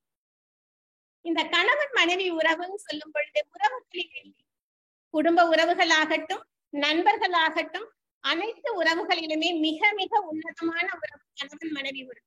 இதுல இந்த குறை கூறக்கூடாது, அதிகாரம் செலுத்தக்கூடாது, கட்டாயப்படுத்தக்கூடாது அப்படிங்கிறத எல்லா உறவினர்களிடம் கடைபிடிக்க வேண்டும். குறிப்பாக கணவன் மனைவியிடம் ஒவ்வொருவரும் கணவனுக்கு மனைவியும் மனைவிக்கு கணவனும் விட்டு கொடுத்து எந்த சூழ்நிலையிலும் ஒரு எக்கட்டான சூழ்நிலையில் கூட கணவனை மனைவியும் மனைவி கணவனும் யாரிடமும் விட்டு கொடுக்க கூடாது, குறை கூறக்கூடாது. அவர்களை எந்த சூழ்நிலையில் இருந்தாலும் அவர்களை அப்படியே மனமு வந்து ஏற்றுக்கொள்ள வேண்டும். ஏன்னா இந்த உறவு பெற்றோர்கள் ஒரு காலகட்டம் வரைக்கும் நம்முடன் இருப்பார்கள். குழந்தைகள் ஒரு காலகட்டத்திற்கு பிறகு நம்மை விட்டு சென்று விடுவார். நம்முடைய வாழ்நாள் முழு ஒரே உறவு கணவன் மனைவி. அப்ப அந்த கணவன் மனைவி உறவுக்குள்ளதான் விட்டு கொடுத்தல், தியாகம், பொறுமை இதெல்லாம் அதிகம் வேண்டும். எந்த சூழ்நிலையில் இருந்தாலும் கணவனை மனைவியும் மனைவி கணவனும் ஏற்றுக்கொள்ள வேண்டும் அப்படிங்கிறாங்க. இதற்கு ஒரு உதாரணம் சொல்லணும்னா, ஒரு கணவன் மனைவி அவர்களுக்கு திருமணமாகி 10 வருடங்கள் ஆகிறது. திருமணமாகி 10 வருடங்கள் ஆகிறது, குழந்தை இல்லை. அதற்கு பிறகு ஒரு ஆண் குழந்தை பிறக்கிறது. அந்த குழந்தை பிறந்து ஒரு 3.5 வருடமாக ரொம்ப சந்தோஷமா அவங்களுடைய வாழ்க்கை போயிட்டு இருக்கு. ஒரு நாள் கணவன் தன்னுடைய அலுவலக வேலையாக போய்விடுகிறார். மனைவி வீட்டுல வேலைகளை மும்முரமா பார்த்துட்டு இருக்காங்க. அந்த நேரத்துல இந்த குழந்தை என்ன பண்ணுது அப்படின்னா, தவறுதலாக வீட்டில் இருக்கக்கூடிய அந்த விஷம்னு தெரியாம அந்த மருந்து பாட்டில எடுத்து, அந்த விஷ மருந்து பாட்டில எடுத்து குடிச்சிட்டு அந்த குழந்தை மயங்கி விடுகிறது. அத அந்த குழந்தையினுடைய தாய் பார்த்த உடனே அதை எடுத்துட்டு வந்து ஹாஸ்பிட்டல் அட்மிட் பண்றாங்க. உறவினர்களும் நண்பர்களும் சேர்ந்துட்டாங்க. கணவனும் அலுவலகத்தில் இருந்து வர, அப்ப டாக்டர் ஒரு விஷயத்த சொல்றாரு, உங்களுடைய குழந்தை இறந்து விட்டதுன்னு. அப்படியே கணவன் கோபமாக தன்னுடைய உறவினர்கள்ட்டையும் நண்பர்கள் கிட்டையும் கேட்கிறான், எங்க என்னுடைய மனைவி அப்படின்னு சொல்லி. அப்ப அவங்க எல்லாம் சொல்றாங்க, நீ உன்னுடைய மனைவியை எதுவும் சொல்லிடாத, அவகிட்ட கோபப்படாத அப்படின்னு சொல்லி சொல்றாங்க. அப்ப இவர் எங்கன்னு சொல்லி கேக்குறாங்க. அப்ப அவங்களுடைய மனைவி எங்க இருக்காங்கன்னா, அந்த ஹாஸ்பிட்டல்ல இருக்கக்கூடிய ஸ்டோர் ரூம்ல அப்படியே இருட்டு அறையில அப்படியே கூனி குறுகி அழுதுட்டு இருக்காங்க. கணவனை எப்படி எதிர்கொள்வது, அவங்கள்ட்ட என்ன சொல்றது அப்படின்னு. ஏன்னா தன்னுடைய குழந்தை இறந்ததற்கு தான் காரணம் என்ற குற்ற உணர்ச்சியில இருக்காங்க. அப்ப உடனே அந்த கணவன் போய் பாக்குறாரு. தன்னுடைய மனைவியை பார்த்தவுடன் அவர் வேற எதுவுமே சொல்லல. தன்னுடைய மனைவியை அரவணைத்தபடி, அவருடைய நெற்றியில் முத்தமிட்டபடி, நான் உன்னை நேசிக்கிறேன் என்று சொல்றாரு. நீ எந்த சூழ்நிலையில் எப்படி இருந்தாலும் நான் உன்னை நேசிக்கிறேன்னு சொல்றாரு. அந்த நேசிப்பு தான் அவர்களுடைய உறவு மேம்பட்டது. அப்ப ஒரு மனிதருடைய செயலை வெறுக்கலாம், அந்த மனிதரை என்றுமே நாம் வெறுக்க கூடாது அப்படிங்கிறது. அதே போலதான் நம்ம யாரையும் தவறாக எடை போடக்கூடாது. சில நேரங்கள்ல சில மனிதர்களை, உறவுகளாகட்டும் நண்பர்களாகட்டும், நம்ம தவறாக எடை போற்றுவோம். இந்த தவறான எடை போடுதல் தான் நம்முடைய குடும்ப உறவுகளில் விரிசல் ஏற்படுவதற்கு, நண்பர்களிடம் ஏற்பட்ட உறவில் விரிசல் ஏற்படுவதற்கு மிக மிக முக்கிய காரணமாக இருக்கிறது. மிஸ் அண்டர்ஸ்டாண்ட் சொல்லுவாங்க, தவறாக எடை போற்றுவோம். ஒருத்தர் என்ன பண்றாரு அப்படின்னா, கோயம்புத்தூர்ல இருந்து பெங்களூர், சென்னையில இருந்து பெங்களூர் போறதுக்காக ஒரு ஃபிளைட் டிக்கெட் புக் பண்ணிடுறாரு. காலையில 9 மணிக்கு புக் பண்ணிடுறாரு. 9 மணிக்கு போகக்கூடிய ஃபிளைட்ல புக் பண்ணிடுறாரு. ஆனா அன்னைக்கு காலையில லேட்டா எந்திரிச்சதுனால அவரால் எதுவும் சாப்பிடல, டீ காஃபி எதுவும் குடிக்கல. நேரா ஏர்போர்ட் போறாரு. அங்க போற நேரத்துல எதுவும் பசிக்குமே அப்படின்னு சொல்லிட்டு என்ன பண்றாரு அப்படின்னா, ஒரு பிஸ்கட் பாக்கெட் வாங்கி தன்னுடைய ஹேண்ட் பேக்ல வச்சுக்கிறாரு. வச்சுட்டு அப்படியே போறாரு. ஃபிளைட்டும் ஏறி உட்கார்ந்துடுறாரு. தன்னுடைய சீட்டுக்கு மேல, தன்னுடைய இருக்கைக்கு மேல உள்ள அந்த பேக் வைக்கக்கூடிய இடத்துல அந்த பேக்கையும் வச்சிடுறாரு. ஃபிளைட்டும் டேக் ஆஃப் ஆயிடுறது. கொஞ்ச நேரத்துல இவருக்கு பசிக்க ஆரம்பிக்குது. பசிக்க ஆரம்பிச்ச உடனே என்ன பண்றாரு அப்படின்னு பாத்தீங்கன்னா, அந்த பேக்கை எடுத்து, அந்த பேக்ல இருக்கக்கூடிய பிஸ்கட் எடுத்து சாப்பிடலான்னு பாக்குறாரு. அப்ப பக்கத்து சீட்ல இருந்தவரு இவரையும் இவருடைய பிஸ்கட் பாக்கெட்டையும் வெச்ச கண்ணு வாங்காம அப்படியே பாத்துட்டு இருக்காங்க. இவருக்கோ ஒரே ஒரு மாதிரி இருக்கு, என்னடா இப்படி பாக்குறாரே அப்படின்னு சொல்லிட்டு ரொம்ப சங்கடமா இருக்கு. இருந்தாலும் பரவாயில்லன்னு சொல்லிட்டு இவருக்கு பசிக்கிறது அப்படிங்கறதுனால ஒரு பிஸ்கட் எடுத்து சாப்பிடுறாரு. இவர் சாப்பிட்ட அடுத்த கணம் என்ன பண்றாருன்னா, அந்த பக்கத்து சீட்ல இருந்தவரும் இவர் பாக்கெட்ல இருந்து ஒரு பிஸ்கட் எடுத்து சாப்பிடுறாரு. இவருக்கோ கேட்காம கொள்ளாம எடுக்கிறாரு. இந்த மனிதர் இப்படி இருக்கிறாரேன்னு சொல்லி நினைக்கிறாரு. மீண்டும் இவர் இன்னொரு பிஸ்கட் பாக்கெட்டை எடுக்கிறாரு. இன்னொரு பிஸ்கட்டை எடுத்து சாப்பிடுறாரு. மீண்டும் அவரும் அந்த பக்கத்துல இருக்கையில இருக்கிறவங்க அவரும் ஒரு பிஸ்கட் எடுத்து சாப்பிடுறாரு. இவருக்கு இந்த நபரோட நம்ம எவ்வளவு நேரம் நம்ம இப்படி பயணம் பண்றது, தர்ம சங்கடமாக இருக்கேன்னு சொல்லிட்டு இவர் நினைச்சுக்கிட்டே ஒவ்வொரு பிஸ்கட்டும் எடுத்து சாப்பிடுறாரு. இவர் ஒவ்வொரு பிஸ்கட்டா எடுக்க பக்கத்து இருக்கையில் உள்ள நபரும் ஒவ்வொரு பிஸ்கட்டா எடுத்து சாப்பிடுறாங்க. கடைசி பிஸ்கட் இருக்குது, அதை எடுத்து சாப்பிடலான்னு போகக்கூடிய நேரத்துல அந்த நபர் முன்னாடி முந்தி கொண்டு என்ன பண்றாருன்னா, அந்த பிஸ்கட்டை எடுத்து அதை 2ஆக உடைத்து கொடுக்கிறாரு. அவர்கிட்ட ஒரு பீஸை கொடுத்துட்டு தான் ஒரு பீஸ் சாப்பிடுறாரு. இவருக்கு என்னடா, இவர் கூட நமக்கு பயணம் செய்ய வேண்டியதா போச்சு அப்படின்னு சொல்லிட்டு இவர் என்ன பண்றாரு அப்படின்னு பாத்தீங்கன்னா, அந்த பிளைட்டை, அந்த பெங்களூர் வந்தடைந்ததும் பிளைட்டை விட்டு இறங்கி வெளியில வர்றாரு. வரும் பொழுது ஃபேஸ் வாஷ், முகம் கழுவலாம்னு சொல்லிட்டு தன்னுடைய டவல் எடுக்கலான்னு சொல்லிட்டு பேகை திறக்கிறாரு. பேகை திறக்கும் பொழுதுதான் பாக்குறாரு, இவர் வாங்கி வைத்த அந்த பிஸ்கட் பாக்கெட் அப்படியே இருக்கு. அப்பதான் எதோச்சியா பார்க்கும் பொழுது இவர் பக்கத்து இருக்கையில் இருந்த நபர் இவரை கடந்து போறாரு. கவனிக்கும் பொழுது அவருடைய ஹேண்ட்பேக்கும் இவருடைய ஹேண்ட்பேக் போலவே இருந்தது. அப்பதான் இவருக்கு தான் செய்த தவறு உணர்த்தப்பட்டது. அப்ப அவரை நம்ம இதுவரைக்கும் தவறா நினைச்சிட்டோமே நினைக்கிறாரு. ஆனா அந்த மனிதர் இவருடைய பிஸ்கட் பாக்கெட் எடுத்து சாப்பிட்டப்ப கூட எதுவுமே சொல்ல. அப்ப இது போல்தான் நம்முடைய குடும்பங்களிலும் நம்முடைய நண்பர்கள் வட்டத்திலும் தவறாக கணிப்பதன் மூலம் நிறைய உறவுகள் சிக்கலாக போகுது. அப்ப யாரையும் நம்ம தவறாக எடை போடக்கூடாது. அதே போல மற்றவர்களுடைய கருத்துகளுக்கும் செயல்களுக்கும் நடக்கின்ற நிகழ்ச்சிகளையும் தவறாக புரிந்து கொள்ளக்கூடாது. அதே மாதிரி கேள்விப்படக்கூடிய எல்லா விஷயங்களையும் நம்பிவிடக்கூடாது. அற்ப விஷயங்களை பெரிதுபடுத்தக்கூடாது. சின்ன சின்ன விஷயங்களையும் கடுகளவு உள்ள விஷயங்களை கூட மனசளவுக்கு பெரிதுபடுத்தி உறவுகளில் விரிசல்களை நாம் ஏற்படுத்திவிடும். இப்ப சின்ன சின்ன விஷயங்களையும் நம்ம பெரிதுபடுத்தக்கூடாது. அதே நேரத்துல நானே பெரியவன், நானே உயர்ந்தவன், சிறந்தவன் ஈகோவை விட்டு கொடுக்கணும். இந்த ஈகோனாலையும் பெரிய பிரச்சனைகள் வருது, உறவுகளுக்குள்ள சிக்கலும் ஏற்படுது. அடுத்து கோபத்தையும் வெறுப்பையும் நம்ம காட்டக்கூடாது. நாம் கோபத்திலோ வெறுப்பிலோ சொல்லக்கூடிய ஏதோ ஒரு வார்த்தை தான் காலத்திற்கும் குடும்பங்கள் சேராம குடும்ப உறவுகளில் விரிசல் ஏற்பட்டு இன்றளவும் நீடித்திருப்பதற்கு அந்த என்றோ சொன்ன ஒரு வார்த்தை தான் காரணம். ஒரு திரிந்து போன பால், அதாவது கெட்டு போன பால 1,00,000 முறை மத்து வைத்து கடைந்தாலும் அதிலிருந்து வெண்ணெய் எடுக்க முடியாது. அது போலவே ஒரு தவறான ஒரு பண்பில்லாத வார்த்தையை நாம் உதிர்த்து விட்டோம் என்றால், சொல்லிவிட்டோம் என்றால் 1,00,000 முறை முயன்றால் கூட அதை சரிப்படுத்த முடியாது. அதாவது எவ்வளவு கோபம் வெறுப்பு இருந்தாலும் விழிப்பு நிலையில் பண்பாடற்ற சொற்களை நாம் பேசவே கூடாது அப்படிங்கிறாங்க. அதற்குதான் மகரிஷி ஒரு கருத்து சொல்றாங்க, பேச்சிலும் நடத்தையிலும் பண்பில்லாத வார்த்தைகளையும் தேவையில்லாத மிடுக்கையும் காட்டாதீர்கள், அடக்கத்தையும் பண்பையும் காட்டுங்கள். அதே போல நம்ம விவாதம் செய்யக்கூடாது.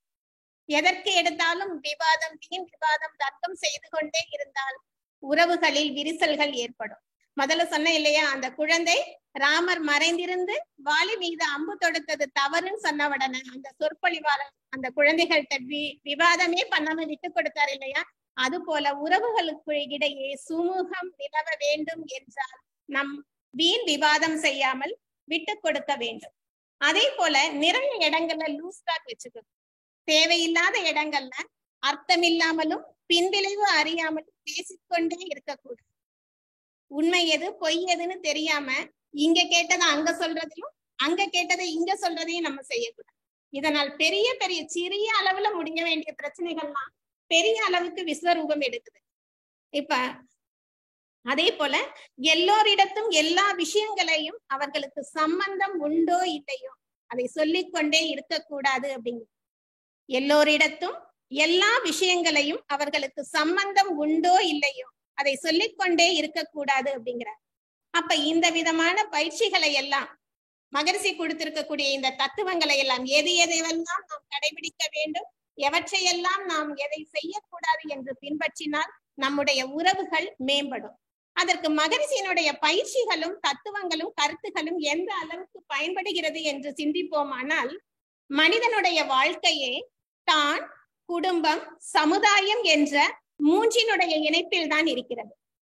அதாவது இந்த தான், சமுதாயம், இயற்கை என்ற மூன்றினுடைய இணைப்பில் தான் மனித வாழ்க்கையே நடைபெறுகிறது. அப்ப இந்த மூன்றுக்கும் இடையில் உள்ள உறவு மேம்பட வேண்டும்.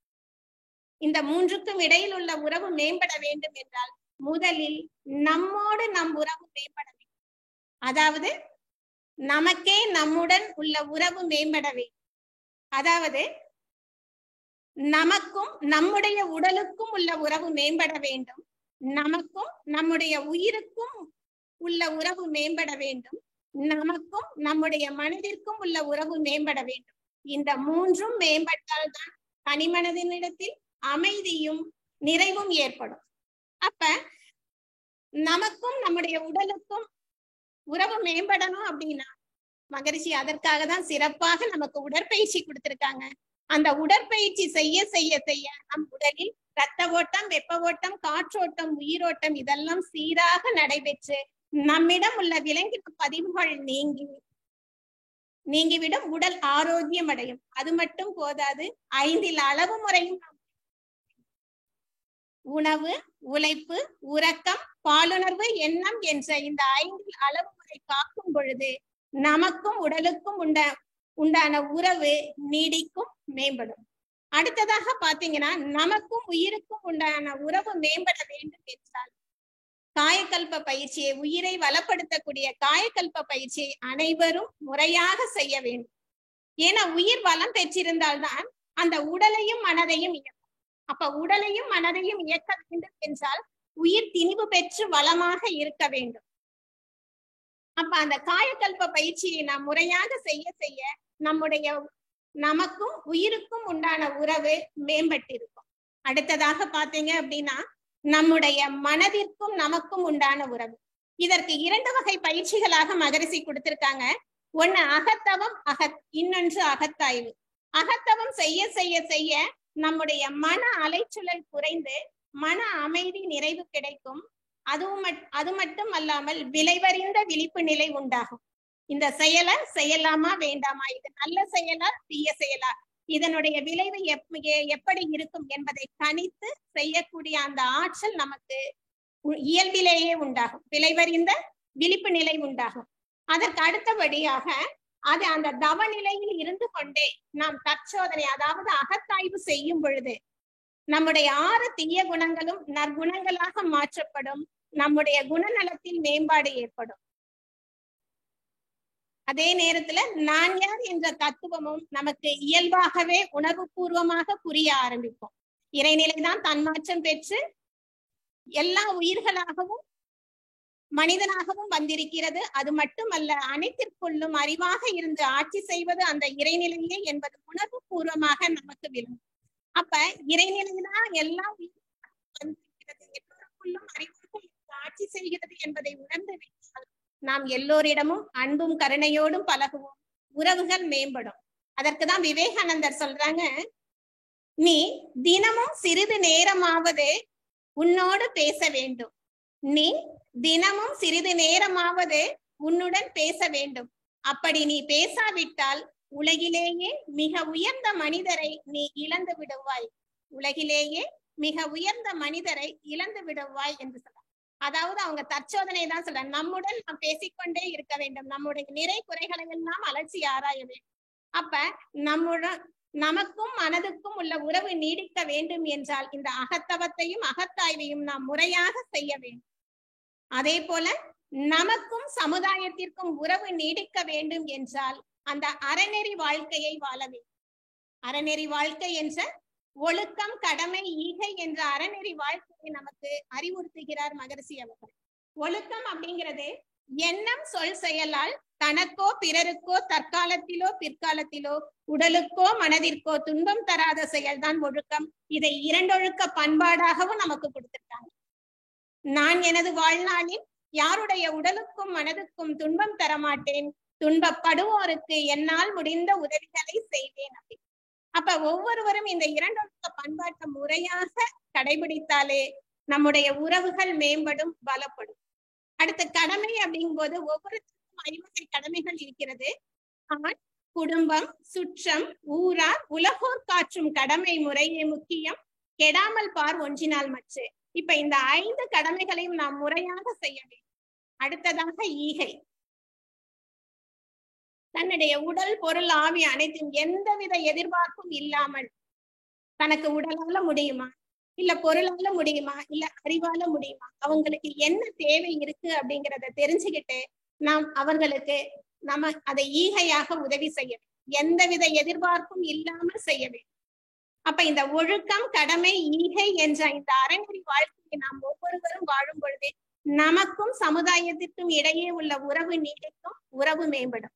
அதே போலதான் இயற்கையோடு நாம் உறவு எப்படி மேம்பட வேண்டும் என்றால் இயற்கையை உணர்ந்து மதித்து அதற்கு ஒத்தும் உதவியும் வாழ வேண்டும். அதாவது நாம் எந்த ஒரு செயலை செய்தாலும் அந்த செயலுக்கு தக்க விளைவு உண்டு என்பதை உணர்ந்து, நல்ல செயலை செய்தால் நல்ல விளைவு ஏற்படும், தீய செயலை செய்தால் தீய விளைவு ஏற்படும், செய்த செயலுக்கு விளைவு நிச்சயம் உண்டு என்பதை கருத்தில் கொண்டு நம் செயல்களை திருத்தம் பெற்று நம் செயல்களை திருத்திக் கொண்டு வாழ்வதே அந்த இயற்கையோடு ஒத்தும் உதவியும் வாழ்வது என்பதா. அப்ப நமக்கும் இயற்கைக்கும் உறவு நீடிக்க வேண்டும் என்றால் இந்த செயல் விளைவு தத்துவத்தை உணர்ந்து கொண்டு நம்முடைய செயல்களை திருத்தம் பெற்று வாழ வேண்டும். அப்ப தான், சமுதாயம், இயற்கை என்ற மூன்றிற்கும் அந்த உறவு நீடிக்கப்பட்டால் நம்முடைய உறவுகள் மேம்படும். அதே நேரத்துல மகரிஷி சொல்லியிருக்கக்கூடிய பயிற்சிகள் அனைத்தும், உடற்பயிற்சி, தவம், தற்சோதனை, காயகல்பம், எல்லா பயிற்சிகளையும் நம்ம முறையா செய்யும் பொழுது தனி மனிதனுடைய உறவும் நீடிக்கும், சமுதாய மக்களுடன் ஏற்படக்கூடிய உறவும் நீடிக்கும், இயற்கையோடு ஏற்படக்கூடிய அந்த உறவும் நீடிக்கும். இப்படி ஒவ்வொரு உறவுகளும் மேம்பட மேம்பட நாம் முதலில் சொன்னது போல் நம்முடைய நண்பர்களுடன், நம்முடைய குடும்ப அன்பர்களோடு உண்டான உறவு, சுற்றத்தாருடன் உண்டான உறவு, இவர்கள் அனைவரிடத்திலும் நம்முடைய உறவுகள் மேம்பட்டு கொண்டே இருக்கும். எந்த அளவுக்கு நம்முடைய உறவு வட்டமும் நட்பு வட்டமும் பெருகி கொண்டே இருக்கின்றதோ அந்த அளவுக்கு தான் உலக அமைதி சாத்தியம். அப்ப நம்முடைய உறவுகள் மேம்பட நாம் எவற்றையெல்லாம் பின்பற்ற வேண்டும், எவற்றையெல்லாம் செய்யக்கூடாது, அதற்கு எந்த பயிற்சியை நாம் முறையாக செய்ய வேண்டும் என்பதை நாம் இதுவரைக்கும் நம்ம சிந்திச்சோம். அப்ப மகரிஷி சொல்லி இருக்கக்கூடிய பயிற்சிகளை நாம் முறையாக செய்து நம்முடைய உறவுகள் மேம்பட, மகரிஷி கூறி இருக்கக்கூடிய கருத்துக்களை எல்லாம் நம்முடைய வாழ்நாளில் நாம் பின்பற்றி நம்முடைய உறவுகளையும் நாம் மேம்படுத்தி அதன் மூலம் இந்த உலக அமைதியையும் மேம்படுத்தும். உலக அமைதி உருவாக இந்த உறவுகளிடையே ஏற்படக்கூடிய அந்த சுமூகம், இணக்கம் பேருதவியாக இருக்கும். அப்ப உலக அமைதி ஏற்பட வேண்டும் என்றால் முதலில் உறவுகளுக்குள் அந்த சுமூகம், உறவு, நட்பு மேம்பட வேண்டும். அப்ப உறவுகளிடையே அந்த நட்பு மேம்பட மேம்பட வெகு விரைவில் மகரிஷி விரும்பிய அந்த உலக அமைதி சாத்தியமாகும். எனவே உறவுகள் மேம்பட நம்மாலான அனைத்து பயிற்சி முறைகளையும் முறையாக செய்து நம் வாழ்க்கையில் அதை நாம் கடைபிடித்து நாமும் உயர்ந்து மற்றவரையும் உயர்த்துவோம், உலக அமைதி காப்போம் என்று கூறி இதுவரை எனது சிந்தனைக்கு செவிமடுத்த இருபால் மெய்யன்பர்களுக்கும் மீண்டும் ஒரு முறை எனது நன்றியையும் வாழ்த்துக்களையும் தெரிவித்துக் கொண்டு உரையை நிறைவு செய்கிறேன். வாழ்க வளமுடன், வாழ்க வளமுடன், வாழ்க வளமுடன். முதல் அன்பராக கிருபாநிதி அம்மா அவர்கள். வாழ்க வளமுடன் அம்மா. அம்மா வாழ்க வளமுடன். அம்மா வாழ்க வளமுடன் அம்மா. வாழ்க வளமுடன் அம்மா. வாழ்க வளமுடன்.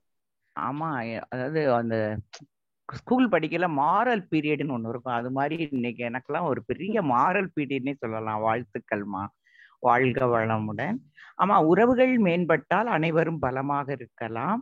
யாரிடமும் நட்பு வட்டமும் உறவு வட்டம் இருந்தா அவங்கதான் இருக்கிறதுலே பணக்கார. அதெல்லாம் ரொம்ப நல்ல விஷயமா. நல்ல உறவு மன அழுத்தத்தை போக்கும். பொறாமை, சகிப்புத்தன்மை, விட்டு கொடுத்தல், தியாகம் எல்லாத்துக்கும் உதாரணத்தோட அருமையா சொன்னீங்க. ஆமா, நீங்க சொல்லையில இப்ப நீங்க சொன்னீங்க, அதாவது தவறாக எடை போடுவத நீ தவறாக எதையும் எடை போட்டுறாத, நீ விட்டு கொடுத்துரு, அவங்களோட என்ன வேணாலும் நீ இணைஞ்சு போயிரு. அந்த இயேசுபிரான் அடிச்சதை கூட சொன்னீங்க. இப்ப நம்ம யாரையுமே தவறால எடை போடலாமா? இப்ப யாராவது ஒரு மனவளக்கலை அன்பர்களோட நம்ம பழகுறோம்னு சொல்ல முடியாது.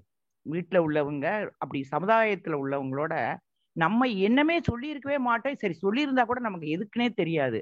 அவங்களே ஒரு வட்டம் போட்டு அதுக்கு கற்பனை பண்ணி எல்லாம் பண்ணி திடீர்னு நம்மளோட பேச மாட்டாங்க. நமக்கு ஏன்னு அப்படியே மனசெல்லாம் ஆராயும். அப்புறம் அவங்கள்ட்ட போய் கேட்டா கூட இல்ல, எங்களுக்கு வேற மாதிரி இருக்கு அப்படிம்பாங்க. இப்ப நீங்க உடலுக்கு உடற்பயிற்சி, மனசுக்கு காயக்கற்ப எல்லாமே நம்ம தியானம் எல்லாமே பண்ணா கூட சில சமயம் அப்படி நம்மள ரிஜெக்ட் பண்ணீங்களா, இது ஏன் இப்படி பண்றாங்கன்னே நமக்கு ஒரு மைண்டே கெட்டு போறது மாதிரி இருக்கும். அந்த சமயத்துல உங்களுடைய கருத்து என்னமா? அப்படியும் இருக்காங்க கண்டிப்பா. சில சமயம் அவங்கள்ட்ட போய் 1000 கும்பிடுற வணக்கம் சொன்னா கூட எனக்கு நேரம் ஆச்சுங்க, வேலைக்கு போயிட்டு இருக்கேன் அப்படிலாம் சொல்லுவாங்கம்மா. அதை நான் பாக்குறேன், அதனால உங்கள்கிட்ட கேட்கிறேம்மா. வாழ்த்துக்கள், வாழ்க வளமுடன்மா. உங்களுடைய குரலை இனிமையா அந்த பேச்சு ரொம்ப நன்றிம்மா. வாழ்த்துக்கள். வாழ்க வளமுடன் அம்மா. வாழ்க வளமுடன். நம்ம தவறா எடை போடாதீங்கன்னு சொல்றோம். நமக்கு பயிற்சி எல்லாம் இருக்கு, நமக்கு இந்த கருத்துக்கள் தெரிஞ்சதுனால நம்ம தவறா எடை போட மாட்டோம். ஆனா அதே நேரத்துல அவங்களுக்கு நம்ம சொல்ல முடியாது இல்லையா? நம்மளதான் நம்ம திருத்த முடியும், அவங்கள நம்ம திருத்த முடியாது. அவங்களுடைய கண்ணோட்டத்துல, அவங்களுடைய பார்வையில நமக்கு தவறா தெரியலாம். இன்னொன்னு, நம்மளுடைய பதிவுகள் வெளிப்படுத்துறதுக்கு தான் இந்த மாதிரி நம்முடைய பதிவுகள் வெளிப்படுத்துறதுக்கு தான் இறைநிலை யாரோ ஒருவர் மூலமாக ஏதாவது ஒரு சொல்லின் மூலமாகவோ செயலின் மூலமாகவோ நம்முடைய உடலையும் காயப்படுத்தும். அது அவங்களுடைய தவறான கண்ணோட்டம் கூட இருக்கலாம். அதான் எய்தவன் யாரோ அம்பை நோவானேன். நம்ம என்னைக்கோ யாருக்கோ எப்பொழுதோ பண்ணியதுதான் இன்னைக்கு இவர்கள் மூலமாக இவர்கள் நம்ம தவறா பாக்குறது கூட அந்த ஒரு செயல்னு நான் நினைக்கிறேன். ஏன்னா தவறா ஜட்ஜ் பண்ணக்கூடாதுன்னு சொல்றோம். அது நம்ம அளவுக்கு நம்மள நாம சரி பண்ணிக்கலாம். ஆனா அடுத்தவங்களை சரி பண்ண முடியுமா, திருத்த முடியுமா? கண்டிப்பா முடியலமா.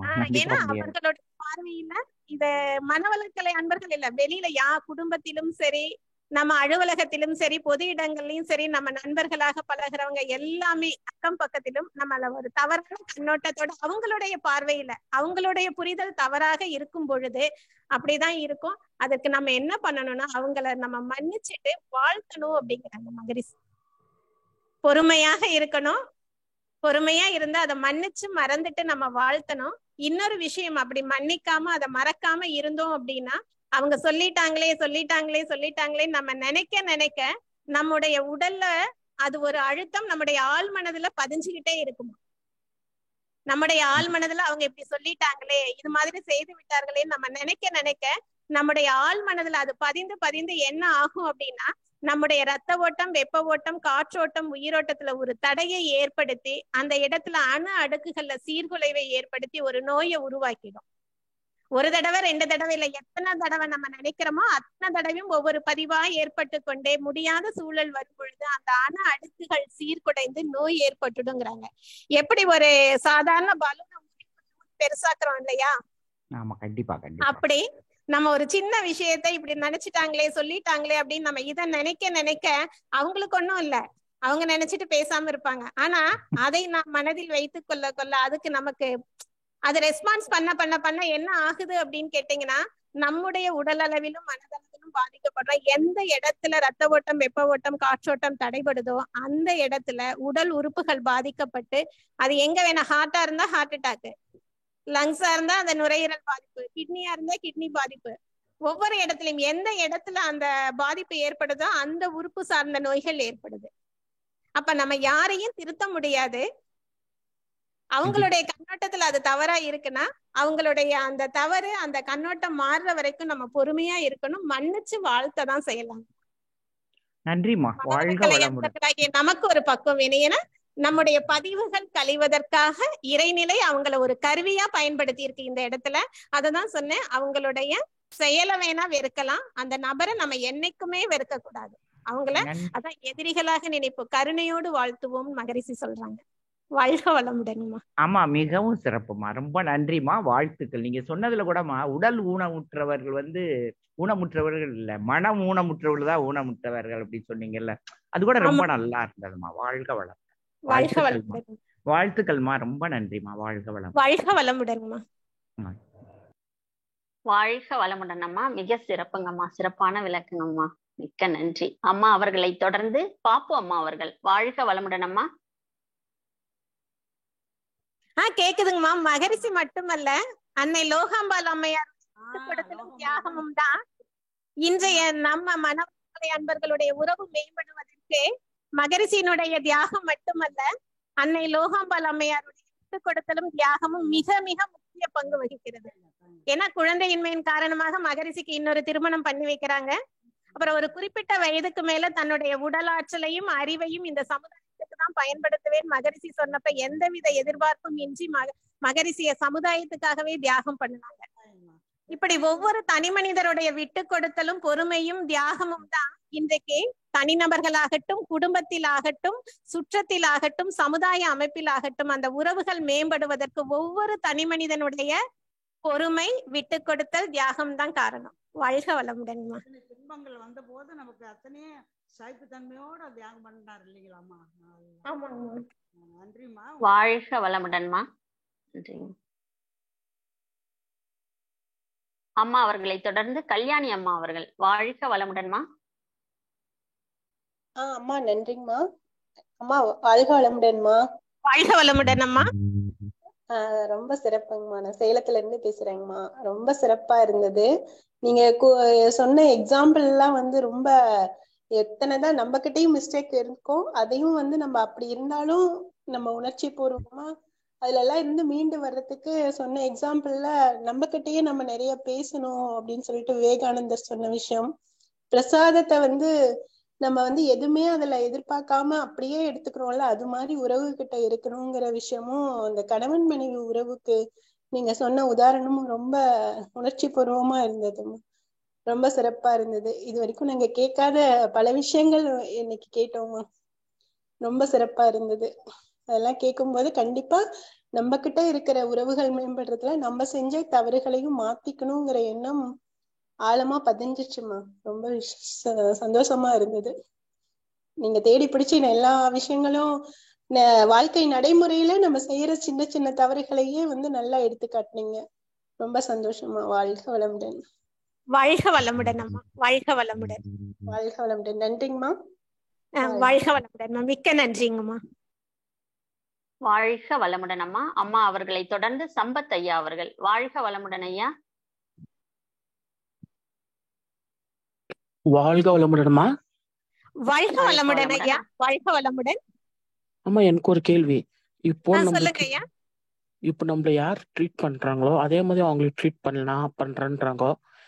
இப்போ ஒரு ஃபங்க்ஷனுக்கு நாங்க கூப்பிடுறோம், அவங்க வரல, அவங்க கூப்பிடுற ஃபங்க்ஷனுக்கு நாங்க போகாத இருக்குது. இட் இஸ் ரைட் தானம்மா? Right thing. அது அவங்களுடைய, அவங்க கூப்பிடல அப்படிங்க கூப்பிட்டு நீங்க போகலையாங்க ஐயா? இப்போ அவங்க கூப்பிடும் போது நான் போது இருக்குது கரெக்ட் தானே? அவங்க என்ன ரெஸ்பெக்டா ட்ரீட் பண்ணல, நானும் அதே மாதிரி அவங்களை ட்ரீட் பண்ணது கரெக்ட் தானே மேடம்? அதுதான் அவங்க செய்யறது போலவே நம்ம செய்யணுங்கிற அவசியம் இல்லை. இப்ப நீங்க ஒரு தடவை நீங்க கூப்பிட்டு அவங்க வரலைன்னு சொன்னா கூட அவங்க கூப்பிட்டப்ப நீங்க போனீங்கன்னா அவங்களுடைய தவறு அவங்களுக்கு உணர்த்தப்படும். ஆஹா, நம்ம போகலைன்னா கூட நம்ம போனப்ப நம்ம அவங்க கூப்பிட்டாங்க, அப்ப அவங்களுடைய ஃபங்க்ஷனுக்கு நம்ம போகல. ஆனா இப்ப நம்ம போகாம இருந்தா கூட நம்ம கூப்பிட்ட உடனே இவங்க வந்துட்டாங்க இல்லையா, நம்ம எவ்வளவு பெரிய தவறு செஞ்சுட்டோம். இனிமேல் அது மாதிரி செய்யக்கூடாதுன்னு அவங்க திருந்துறதுக்கும் ஒரு வாய்ப்பு கிடைக்குது. ஆனா அதே மாதிரி வந்து அவங்க வந்து ஒகேஷனலா பேசுறாங்க, லைக் வருடத்துக்கு இரண்டு முறை தான் பேசுறாங்கன்னா it is not a relationship. இல்லம்மா, it is not good relation. நல்ல ரிலேஷன்ஷிப் இல்லை. நீங்க வருடத்துக்கு ஒரே 2 முறை அவங்க பேசுறாங்க, இது நல்ல ரிலேஷன்ஷிப் இல்லைன்னு நான் நினைக்கிறேன். உங்களுக்கு புரியுதல் இல்லாமா? புரியுதுங்க ஐயா. சில இதெல்லாம் அப்ப நீங்க கொஞ்சம் பொறுமையா காத்திருக்கணும். நீங்க அதுக்கு என்ன பண்ணலாம் அப்படின்னா, அவங்களுக்கு கொஞ்சம் வாழ்த்து மட்டும். என்னன்னா, சில இடங்கள்ல அந்த எதிர்பார்ப்பற்ற அன்பை கொடுக்கணும். நீங்க சொல்றீங்க இல்லையா, வருடத்துக்கு 2 முறை தான் பேசுறாங்க அப்படின்னு சொல்லி. அவங்க பேசணும்னு வெயிட் பண்ண வேண்டாம். முடிந்த வரைக்கும் நீங்க தொடர்பு கொள்ளுங்க. அப்படி தொடர்பு கொண்டு மீண்டும் மீண்டும் தொடர்பு கொள்ள அவங்க அத தொடர்பு கொள்ள விரும்பல, நான் இப்படிதான் வருடம் 2 முறை தான் நான் பேசுவேன் அப்படின்னு அவங்க தொடர்ந்து அதே மாதிரி செஞ்சா அப்ப வேணா நீங்க கொஞ்சம் பொறுமையா காத்திருக்கலாம்.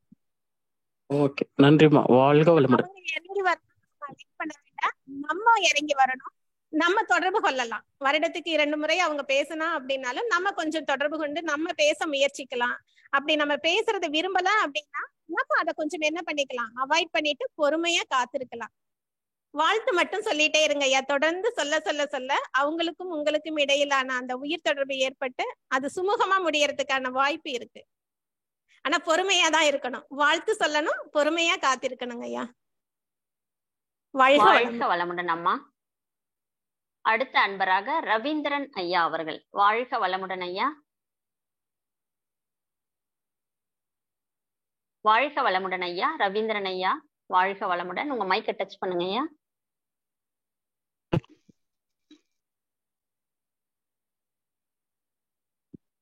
வாழ்க வளமுடன் ஐயா. அவர்களை தொடர்ந்து பரமார்த்தி RP ராதா அம்மா அவர்கள். வாழ்க வளமுடன் அம்மா. பேசுங்கம்மா ஐயா கிட்ட.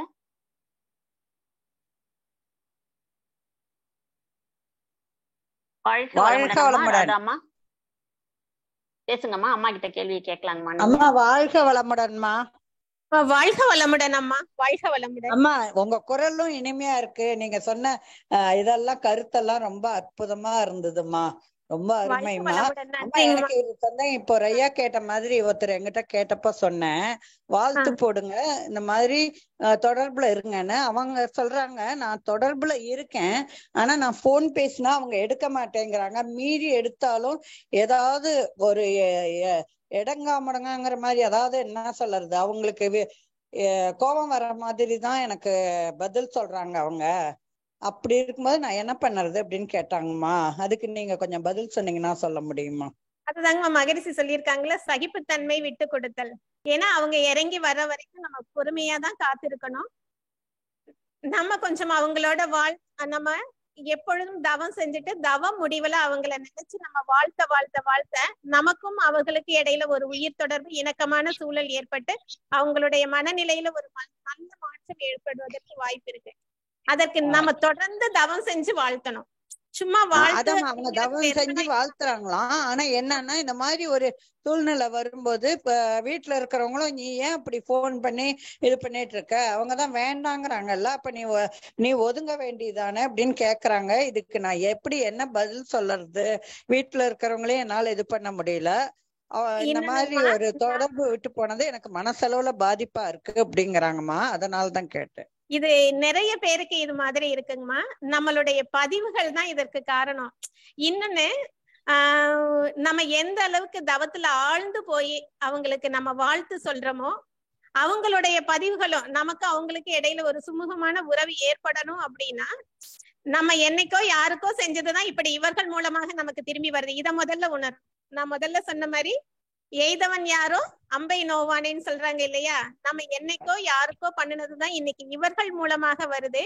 இறைநிலை இவர்கள ஒரு கருவியா பயன்படுத்தி நமக்கு எதையோ சொல்ல, எதையோ உணர்த்த முற்படுகிறதுங்கிறத உணர்ந்துட்டோம் அப்படின்னா நமக்கு அந்த கவலையோ ஒரு மனசுல ஒரு சங்கடம் இதெல்லாம் ஏற்படாது. அவங்க திரும்பி நம்ம கிட்ட பேசுற வரைக்கும் பொறுமையா அமைதியா இருந்து தவ முடிவுல நம்ம வாழ்த்து மட்டுமே சொல்லிட்டு இருக்கோம். இது ஒரு காலத்துல நிச்சயம் நடக்கும். எந்த அளவுக்கு நம்ம தவத்துல ஆழ்ந்து வாழ்த்து சொல்றோமோ அந்த அளவுக்கு வெகு விரைவுல சீக்கிரமா இது சாத்தியம் ஆகும். அது நம்மளுடைய பயிற்சியும் தொடர் முயற்சியும் தான். எப்படி யூடியூப்ல வரும், அதனாலதான் இந்த கேள்வியை பதிவு பண்ணேன்மா. ரொம்ப நிறைய பேருக்கு இருக்குங்கம்மா. ஏன்னா நம்ம வாழ்த்து சொல்லிட்டே இருக்கிறோம். ஃபர்ஸ்ட் மன்னிக்கிறது நம்முடைய நன்மைக்காக. வாழ்த்து சொல்றது அவங்களுக்கு சொல்றப்ப அந்த பதிவு. வாழ்க வளமுடன்மா. வாழ்க வளமுடன். வாழ்க வளமுடன் அம்மா. அம்மா அவர்களை தொடர்ந்து அருள்நிதி சாந்தி கண்ணன் அம்மா அவர்கள். வாழ்க வளமுடன் அம்மா, பேசுங்கம்மா. வாழ்க வளமுடன் அம்மா கிட்ட பேசுங்கம்மா. வாழ்க வளமுடன் அம்மா.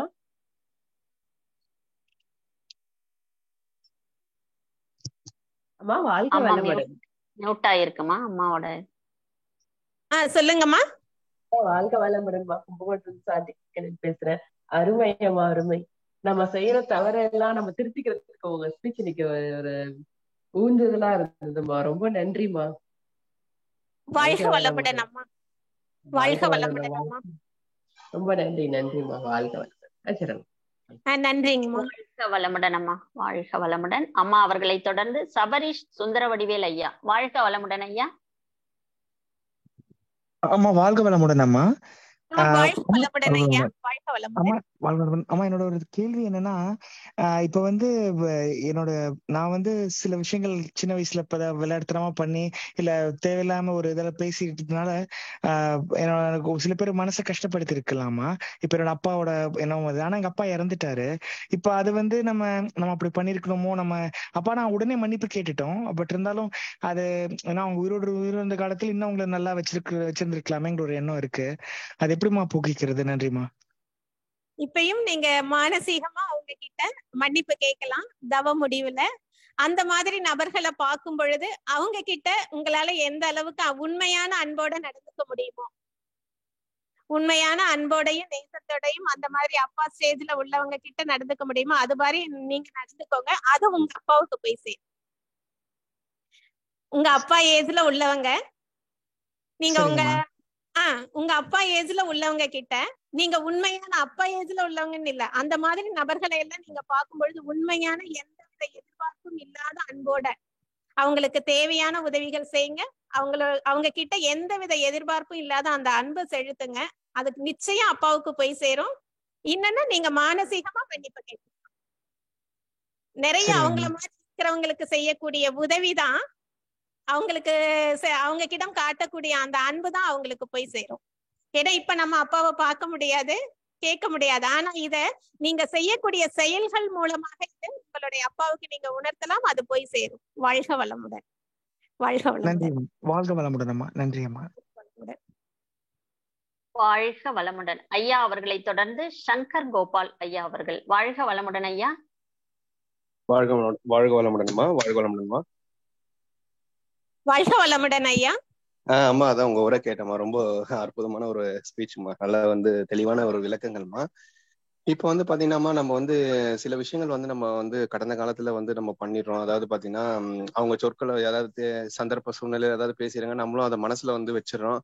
அது பார்த்தா நாளடைவுல நம்ம வேலைக்கெல்லாம் போகும்போது குழந்தை குட்டிலாம் வரும்போது அதை மறந்தாலும் ஒரு நேரம் தோன்றி அது ஒரு பிரச்சனையா வருதுன்னு அப்படின்னா நம்ம இதெல்லாம் தெரிஞ்சு உடல் நம்ம பிரச்சனை வரும்போது நம்ம தெரிஞ்சுட்டு அதை திரும்பி வாழ்த்த ஆரம்பிக்கும் போது அது கூடிய சீக்கிரத்துல அது நமக்கு எல்லாமே அது அந்த உடம்புல இருக்க அந்த பிணி நீக்கங்கள்லாம் மறைஞ்சிருமா அப்படின்னு ஒரு இதுதான்மா. நம்ம வாழ்த்தும் போது தவெல்லாம் பண்ணி வாழ்த்தும் போது அந்த நீங்க பதிவுகள் எந்த அளவுக்கு உங்களுக்கு அதை நினைச்சு உங்களுடைய செயல்கள் மூலமா பதிவுகளை ஏற்படுத்தி இருக்கீங்களோ அந்த அளவுக்கு அதனுடைய தாக்கம் இருக்கும். நீங்க முறையா பயிற்சி செஞ்சு நல்ல வாழ்த்து மன்னிப்பு உங்களுடைய செயல்கள் மூலம் அந்த பதிவுகள் எந்த அளவுக்கு குறைகிறதோ, அந்த அழுத்தம் எந்த அளவுக்கு குறைகிறதோ அந்த அளவுக்கு தான் உங்களுடைய உடல் ஆரோக்கியமும் மன ஆரோக்கியமும் திரும்ப மீண்டு வரும். பதிவு எந்த அளவுக்கு ஸ்ட்ராங்கா இருக்கோ, இருந்தது அப்படின்னா சீக்கிரமா உங்களுக்கு கிடைக்கும். இல்ல பதிவுகள் ஆழ்ந்தாதான் நம்ம யாருக்காச்சும் ஒரு தவறு செஞ்சுட்டால இல்ல நமக்கு யாராச்சும் ஒண்ணு செஞ்சுட்டால இத பத்தி நம்ம எத்தனை தடவை நினைக்கிறோமோ அத்தனை தடவையும் ஒவ்வொரு தடவையும் நினைக்க ஒவ்வொரு தடவையும் பதிவாகிக்கிட்டே இருக்கும். தடவை பதிவாகுதான் அந்த அளவுக்கு உடல் மன பாதிப்புகள் ஏற்படுத்தும். அது எந்த இடத்துல இருக்கோ அந்த உடல் உறுப்புகள் பாதிக்கப்படும். சரிங்கம்மா. இப்ப அந்த பதிவுக்குள்ள போகணும்னா நம்ம ஸ்ட்ராங்கா தவம் எல்லாம் பண்ணி அது மாதிரி நம்ம இந்த பயிற்சியும் முயற்சியும் தொடர் முயற்சி வேணும். தொடர் முயற்சி, அது விடாமுயற்சியோட நம்ம செய்யதான் அந்த பதிவுகளை எல்லாம் வெளியேற்றும். சரிங்கம்மா. சேவையும் தொண்டும் சேர்ந்து நம்ம செய்யணும்ன்றீங்க. சேவையும் தொண்டும். ஆமாங்க ஐயா. அது இன்னொன்னு, நம்ம மற்றவர்களுக்கு செய்ய நம்ம அன்பெல்லாம் நம்ம மத்தவங்கள்ட்ட இருந்து எதிர்பார்க்கிறோம் நமக்கு கிடைக்கும்னு சொல்லிட்டு. கேக்குதுமா? நம்ம அன்பாகட்ட ஏதாட்டு மற்றவங்கள்ட்ட இருந்து பாக்குறோம். ஆனா கொடுத்து பாருங்க, இது நிறைய அளவுல நமக்கு கிடைக்கும். இதுதான் மத்தவங்க நம்ம கிட்ட இப்படி நடந்துட்டாங்களே, இது மாதிரி ஆயிடுச்சு அப்படின்னு நினைக்கிறத காட்டில நம்மால இந்த குடும்பத்துக்கு, இந்த சுற்றத்துக்கு, சமுதாயத்துக்கு உடல் அளவுல நம்ம கிட்ட இருக்கக்கூடிய பொருள் அளவுல இந்த அறிவினுடைய எந்த அளவுக்கு உதவி செய்ய முடியும், நம்மளால எந்த அளவுக்கு நம்முடைய வாழ்க்கையில மற்றவர்களுக்கு உதவியா இருக்க முடியும்னு நினைச்சீங்கனாலே அதை தொடர்ந்து செய்ய உங்களுடைய பதிவுகள் வெகு விரைவில் குறையும். ஒழுக்கம், கடமை, ஈகை என்ற அறநெறி வாழ்க்கை வாழும் பொழுது நமக்கு குரு கிட்டையும் இறை கிட்டையும் டோட்டலா சரண்டர் ஆயிட்டு நம்முடைய எண்ணம் சொல் செயல்ல தூய்மையோட இருந்து நம்மளுடைய அறநெறி வாழ்க்கை வாழும் போது இந்த பதிவுகள் வெகு விரைவில் குறைவதற்கு வாய்ப்பு இருக்குங்க ஐயா. வாழ்க வளமுடன். வாழ்க வளமுடன். வாழ்க வளமுடன் ஐயா. ஐயா அவர்களை தொடர்ந்து ரவீந்திரன் ஐயா. வாழ்க வளமுடன் ஐயா. ஒரு முறை டச் பண்ணுங்க ஐயா மைக்க. வாழ்க வளமுடன். ஓகே. ஐயா அவர்களை தொடர்ந்து கேலக்ஸி M1. வாழ்க வளமுடன். அம்மா வணக்கம்மா. வாழ்க வளமுடன். அம்மா பேசுங்க. வாழ்க வளமுடன். ரவீந்திரன் பேசுறேம்மா, தஞ்சாவூர்ல இருந்து. வாழ்க வளமுடன் ஐயா. அம்மா நல்லா இருந்ததுமா சொற்பொழிவு. சிந்தனை உரை ரொம்ப அருமையா இருந்தது. இப்ப புதுசா ஆலியா இந்த மனவளக்கலையில சேர்ந்து பயிற்சி எடுத்தது மாதிரி ஒரு எண்ணம் ஏற்பட்டுச்சு. விவேகானந்தர் சொன்ன மாதிரி நமக்குள்ளேயே பேசிக்கணும்னு சொன்னீங்க. அதுல எனக்கு கொஞ்சம் டவுட்டு, அதை மட்டும் கொஞ்சம் விளக்குனீங்கன்னா நல்லா இருக்குமா? மகரிஷி கொடுத்திருக்கக்கூடிய அகத்தாய்வை தாங்க ஐயா அவங்க அப்படி சொல்றாங்க. நீ தினமும் சிறிது நேரமாவது உன்னுடன் தனியாக பேச வேண்டும்.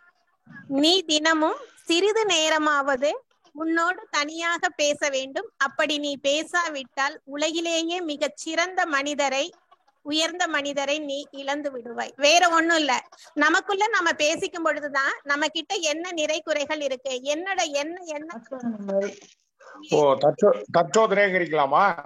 தற்சோதனைங்க ஐயா. மகரிஷி நமக்கு தற்சோதனையா கொடுத்துட்டாங்க. இத சரி, அது நல்லா இருந்தது. வாழ்க வளமுடன் ஐயா. வாழ்த்துக்கள். வாழ்த்துக்கள். வாழ்க வளமுடன் அம்மா. சந்தோஷமா வாழ்க வளமுடன் அம்மா. வாழ்க வளமுடன். இருக்குமா? வாழ்க வளமுடன். வாழ்க வளமுடன். வாழ்க வளமுடன்.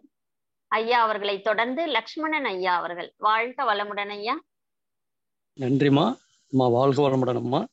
உங்க பேச்சு ரொம்ப சிறப்பா இருந்தது. உண்மையாலுமே நீங்க சொல்லக்கூடிய அந்த சகிப்புத்தன்மை, விட்டு கொடுத்தல், தியாகம் எல்லாமே அதுல அந்த கேரக்டர்ல நான் இருக்கிறேன்.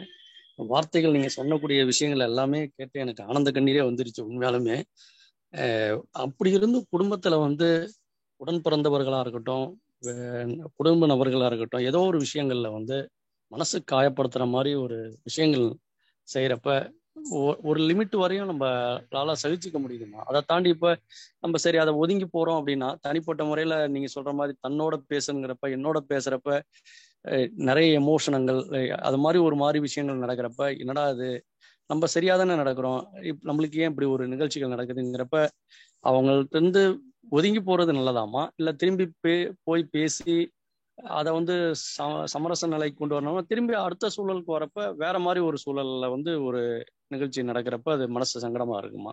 இது எப்படி சரி பண்றதுமா? அதுதாங்க அந்த நீங்க சூழலை பார்க்கணும். அவங்க கிட்ட கொஞ்சம் மனம் விட்டு பேசுனா, நம்மளே கொஞ்சம் கீழே இறங்கி போய் பேசுனா அந்த சூழல், அந்த பிரச்சனை சரியாகும் அப்படின்னா நீங்க பேசலாம். ஆனா பேசுனா இருக்கிறத விட அதிகமாகும் அப்படின்னு நினைச்சீங்கன்னா அப்ப நீங்க பேசாம கொஞ்சம் பொறுமையா அந்த காலம் வரும் வரைக்கும் வெயிட் பண்ணிட்டு இருக்கிறதாங்க ஐயா நல்லது. ஏன்னா சில பிரச்சனைகள் நம்ம பேசணும் அப்படின்னா சால்வ் ஆகும், சில பிரச்சனைகள் பேசினா இன்னும் அதிகமாகும். அப்படி பேசாம நீங்க சொல்ற மாதிரி ஒதுங்கி போறப்பமா, இப்ப நம்மளோட தனியா பேசுறப்ப நிறைய இது இப்படி நடந்திருந்தா நல்லா இருக்குமோ, அப்படி நடந்திருந்தா நல்லா இருக்குமோ அப்படிங்கிற ஒரு இது அதிகப்படியான எண்ணங்கள் ஒதுங்கி போறதுலயும் பிரச்சனை இருக்குங்க ஐயா. ஒதுங்கி போறதுலயும் பிரச்சனை இருக்கு. சில பிரச்சனைகளை கண்டு ஒதுங்கி போகும்போது அது பெருசாகும். அதுதான் அந்த சூழலை பார்க்கணும். நம்ம அந்த சூழலை பார்த்து பேசுனா இல்ல விட்டு கொடுத்தா இந்த பிரச்சனைகளை நம்ம சரி பண்ணலாம் அப்படின்னு நினைச்சா நீங்க ஓரளவுக்கு நம்மளால அவங்க இறங்கி வரணும்னு இல்லை, நம்மளால முடிஞ்ச வரைக்கும் இறங்கி போய் சால்வ் பண்ணலாம். அப்படி அவங்க பண்ணது தப்பே இருந்தாலும் அவங்க கேஷுவலா நார்மலா தான் இருக்காங்க. அதான் அவங்கள திருத்த முடியாது இல்லங்க ஐயா, அவங்கள திருத்த முடியாது. இப்ப நம்ம தான் அதுல சிக்கல்கள்ல ஆட்பட்டு நம்ம என்னடா மனசு அளவுல சங்கடப்பட்டு ஒரு நிம்மதி இல்லாத ஒரு இதா இருக்கிறப்ப அது ரொம்ப இதா இருக்குமா? அதுக்குதான் சொல்றாங்க, தவிர்க்க முடியாம சில சங்கடங்களை நாம் சகித்து கொண்டுதான் ஆகணும் அப்படிங்கிறாங்க. ஏன்னா இந்த உறவுகளோடையும் நட்புகளோடையும் தான் நம்ம வாழ்ந்தாகணும். எந்த ஒரு தனி மனிதனும் தனியாக வாழ்ந்துட முடியாது. உறவுகளோடையும் நட்புகளோடையும் வாழும் பொழுது இந்த மாதிரி பிரச்சனைகள் வரும். ஆனா சிலதை நம்ம தவிர்க்கலாம், சிலதை தவிர்க்க முடியாது. அந்த நேரத்துலதான் அந்த பொறுமை சகிப்புத்தன்மை அவசியம். இதுக்கு அந்த பொறுமை சகிப்புத்தன்மை நமக்கு வேணும் அப்படின்னா நம்முடைய அந்த ஜீவகாந்தத்தை நம்ம பெருக்கி வச்சுக்கணுங்க. நல்ல தவம் பண்ணி பண்ணி பண்ணி நம்ம கிட்ட அந்த எனர்ஜி லெவல் அதிகமா இருக்கும் பொழுது அதை மன்னிக்கக்கூடிய மறக்கக்கூடிய பக்கம். இப்ப எனக்கு தாங்க முடியலன்னு சொல்றீங்களா, நம்மளுடைய மனம் கஷ்டப்படுதுன்னு சொல்றீங்க இல்லையா, இந்த சகிப்புத்தன்மை பொறுமை எப்ப வரும் அப்படின்னா நீங்க நல்ல தவம் செய்து உங்களுடைய ஜீவகாந்த அளவு நல்ல திணிவு நிலையில இருக்கும்போது மறந்துடுவீங்க, மன்னிச்சிடுவீங்க. இப்ப மகான்கள் ஞானிகள் எல்லாம் பாருங்க, அவங்களுக்கு எவ்வளவு பேர் எவ்வளவு துன்பம் கொடுத்திருப்பாங்க. ஆனா அவங்க நல்லவங்க கெட்டவங்க உயர்ந்தவங்க தாழ்ந்தவங்க திட்டினவங்க பாராட்டி எந்த வித வேறுபாடும் பார்க்க மாட்டாங்க. எல்லார்கிட்டையும் ஒரே மாதிரியா தான் இருப்பாங்க. நம்ம அவங்கள நம்ம மாதிரி இருக்கக்கூடிய ஆளு திருத்தவோ எதுவும் பண்ண முடியாது. ஆனா நம்மள நம்ம என்ன பண்ணிக்கலாம் அப்படின்னா நம்ம கொஞ்சம் நல்ல தவம் செய்து தற்சோதனை செய்து நம்முடைய எனர்ஜி கொஞ்சம் கூட்டி வச்சுக்கும் பொழுது இப்ப இந்த மாதிரி சங்கடங்கள் என்ன பண்ணிக்கலாம், பூஸ்டப் பண்ணிக்கலாம். கொஞ்சம் பொறுமையா வாழ்த்து சொல்லணுங்க ஐயா. ஆனா இதுவும் கடந்து போகும். ஏன்னா நம்முடைய பதிவுகள் தான் இன்னைக்கு இந்த காலகட்டத்துல இந்த உறவினர் மூலமாக நண்பர்கள் மூலமாக இந்த ஒரு சங்கடத்தை இந்த ஒரு பிரச்சனைய ஏற்படுத்தியிருக்கு. அவங்கள கருவியாக பயன்படுத்தி அவங்க இல்லைன்னா ஒரு நபர் மூலம் அவங்க வாழ்க்கை துணையா இருக்கலாம், பெற்றோர்களாக இருக்கலாம், இல்ல குழந்தைகளாக இருக்கலாம், இல்ல நண்பர்கள், இல்லைன்னா எதிரிகள். இயற்கை இறைநிலை யாராவது ஒரு நபர் தேடும். இப்ப நம்மளுடைய பதிவுகளை போக்குவதற்காக தான் இறைநிலை அவங்கள கருவியா பயன்படுத்தி இந்த செயலை செய்ய வைக்குது. இந்த துன்பம் அதனாலதான் ஏற்படுது அப்படிங்கறத உணர்ந்துட்டோம் அப்படின்னா அந்த நபர் மீது நமக்கு வெறுப்பே வராது. அந்த செயல் தான் இது ஏதோ ஒரு பாடத்தை நமக்கு உணர்த்துது, இது ஏதோ அப்படின்னு சொல்லி அதை உணர்ந்துகிட்டு சொன்ன இல்லையா செயல் விளக்கு தத்துவம். நம்ம என்னைக்கோ யாருக்கோ எப்பயோ நாமோ நம்முடைய முன்னோர்கள் செய்ததுதான் இன்னைக்கு நமக்கு இப்படி திரும்பி வருது. இதை உணர்ந்துட்டோம் அப்படின்னா, ஆனா இதை உணர்றதுக்கு பேசுறதுக்கு சொல்றதுக்கு எல்லாம் நல்லா இருக்கும். ஆனா அந்த சூழ்நிலைகள்ல நம்ம இருக்கும் பொழுதுதான் அதை எதிர்கொள்ள முடியாம நம்ம கொஞ்சம் திக்குமுக்காடுவோம். இந்த சூழ்நிலைகளை நம்ம கடந்து வரணும், அதுல தாக்கு பிடிக்கணும் அப்படின்னா அப்பதான் மகரிஷியினுடைய பயிற்சிகள் நமக்கு கை கொடுக்குது. நல்ல தவம் செய்து செய்து தற்சோதனை செய்து செய்து நம்முடைய மன வலிமையை நம்ம நல்ல எந்த அளவுக்கு வச்சுக்கிறோமோ அந்த அளவுக்கு இதை மறக்கக்கூடிய மன்னிக்கக்கூடிய பக்குவம் வரும். இல்லைன்னா இதை உள்ள வச்சிருக்க நமக்கு தாங்க ஐயா பாதிப்பு. உடல் பாதிப்பு, உடல் மனநல பாதிப்புகள் நமக்கு நிச்சயம் ஏற்படும். வாழ்க வளமுடன். வாழ்க வளமுடன். பொறுமையா தான் சில சங்கடங்களை நம்ம தவிர்க்கவே முடியாது, சகிச்சுதான் ஆகணும் அப்படிங்கிறாங்க மகரிஷி. வாழ்க வளமுடன். வாழ்க வளமுடன். வாழ்க வளமுடன். அடுத்த அன்பராக கேலக்ஸி M12 உங்க பெயரை பதிவு செய்துவிட்டு நீங்க கேள்வியை கேட்கலாங்க ஐயா. வாழ்க வளமுடன். Galaxy M12 Aliyar. வாழ்க வளமுடன் ஐயா. மைக்க ஒரு முறை டச் பண்ணுங்க ஐயா. அடுத்த அன்பராக உமையாள் ராமநாதன் அம்மா அவர்கள். வாழ்க வளமுடன் அம்மா. வாழ்க வளமுடன் அம்மா. வாழ்க வளமுடன் அம்மா. வாழ்க வளமுடன் அம்மா. அம்மா நீங்க சொன்னீங்கம்மா அந்த ஒரு குழந்தை 10 வருஷம் கழிச்சு பிறந்தது அப்படின்னு சொன்னீங்கம்மா. அப்புறம் அந்த ஒரு இதை பாய்சன் சாப்பிட்டுச்சு இறந்துருச்சுன்னு சொன்னீங்க. அதே மாதிரி ஒரு 16 இயர்ஸ்க்கு முன்னாடி ஒரு இன்சிடென்ட்ஸ் நானும் கேள்விப்பட்டேம்மா. ஆனா அந்த கணவர் அந்த மனைவிய பயங்கரமா திட்டினதுனால அவங்க ஃபாரின்ல இருந்தாங்கம்மா. 2 பேர் தான் இருக்காங்கம்மா. அந்த ஃபேமிலி நியூக்ளியர் ஃபேமிலி 2 பேர் தான் இருக்காங்க. அப்போ ஒய்ஃபை அவங்க கணவன் ரொம்ப திட்டினதுல அந்த பொண்ணுக்கு இதெல்லாம் தெரியலம்மா. அவங்களும் இது பண்ணிக்கிட்டாங்கம்மா. அதனால 2 உயிர் இதாயிடுச்சுமா, ஒரு புரிதல் இல்லாததுனால. அதே மாதிரிதான் இன்னொரு கிராண்ட் பேரண்ட்ஸ் குழந்தைய வளர்த்தாங்கம்மா. இன்னொரு இன்சிடென்ட்ல அவங்களுமே ரொம்ப கில்ட்டியா ஃபீல் பண்ணாங்க. இது இயற்கையம்மா, அந்த குழந்தைக்கு அது நடக்கணும்னு இயற்கை. அந்த புரிதல் இல்லாததாம்மா. புரிதல் இல்லாம மனிதர்கள் ரொம்ப கஷ்டப்பட்டதை நானும் ஃபீல் பண்ணேம்மா. நீங்க சொன்னது ரொம்ப சரியா இருந்ததுமா. வாழ்க வளமுடன்மா. வாழ்க வளமுடன். வாழ்க வளமுடன். வாழ்க வளமுடன்மா. வாழ்க வளமுடன் அம்மா. வாழ்க வளமுடன். மிக்க வாழ்க வளமுடன்மா. மிக்க நன்றிங்கம்மா. நிறைவான அன்பராக கேலக்ஸி M12 நீங்க ஒரு முறை ட்ரை பண்ணுங்க ஐயா. வாழ்க வளமுடன். உங்க மைக்க டச் பண்ணலாங்க ஐயா. வாழ்க வளமுடன் அம்மா. நிறைவு செய்துக்கலாங்களாம்மா. வாழ்க வளமுடன். வாழ்க வளமுடன் அம்மா. வாழ்க வளமுடன். மிக்க நன்றிங்கம்மா. மிக்க நன்றிங்கம்மா. வாழ்க வளமுடன். புவனா அம்மா வந்திருக்காங்கம்மா. வாழ்க வளமுடன். புவனா அம்மா, அம்மா கிட்ட கேள்வி கேட்கணுங்களாம்மா. வாழ்க வளமுடன். வாழ்க வளமுடன்மா. என் பேரு புவனேஸ்வரிங்கம்மா. வாழ்க வளமுடன் அம்மா. வாழ்க வளமுடன். உங்களோட ஸ்பீச் நல்லா இருந்ததுங்கம்மா. இது கனவுகளுக்கும் நம்மளோட வாழ்க்கைக்கும் ஏதாவது தொடர்பு இருக்காங்கம்மா? இப்ப நம்ம உணர்வு நிலையில, அதாவது நம்ம முழிச்சிட்டு இருக்கப்ப நினைவா இருக்கிறப்ப நம்மளோட எண்ணங்களாக வெளிப்படுது. அதுவே நம்ம தூங்கும் பொழுது அந்த ஜீவகாந்த கசிவு தான் கனவுகளாக வெளிப்படுது. வேற ஒண்ணும் இல்லைங்கம்மா. நம்ம முழிச்சிட்ட விழிப்பு நிலையில இருக்கும் போது எண்ணங்களாக வெளிவருது. அதே தூங்கும் பொழுது கனவுகளாக வெளிப்படுது. வாழ்க வளமுடன் அம்மா. அடுத்த அன்பராக முருகேசன் ஐயா அவர்கள். வாழ்க வளமுடன் ஐயா. முருகேசன் ஐயா வாழ்க வளமுடன். உங்க மைக்க டச் பண்ணுங்க ஐயா.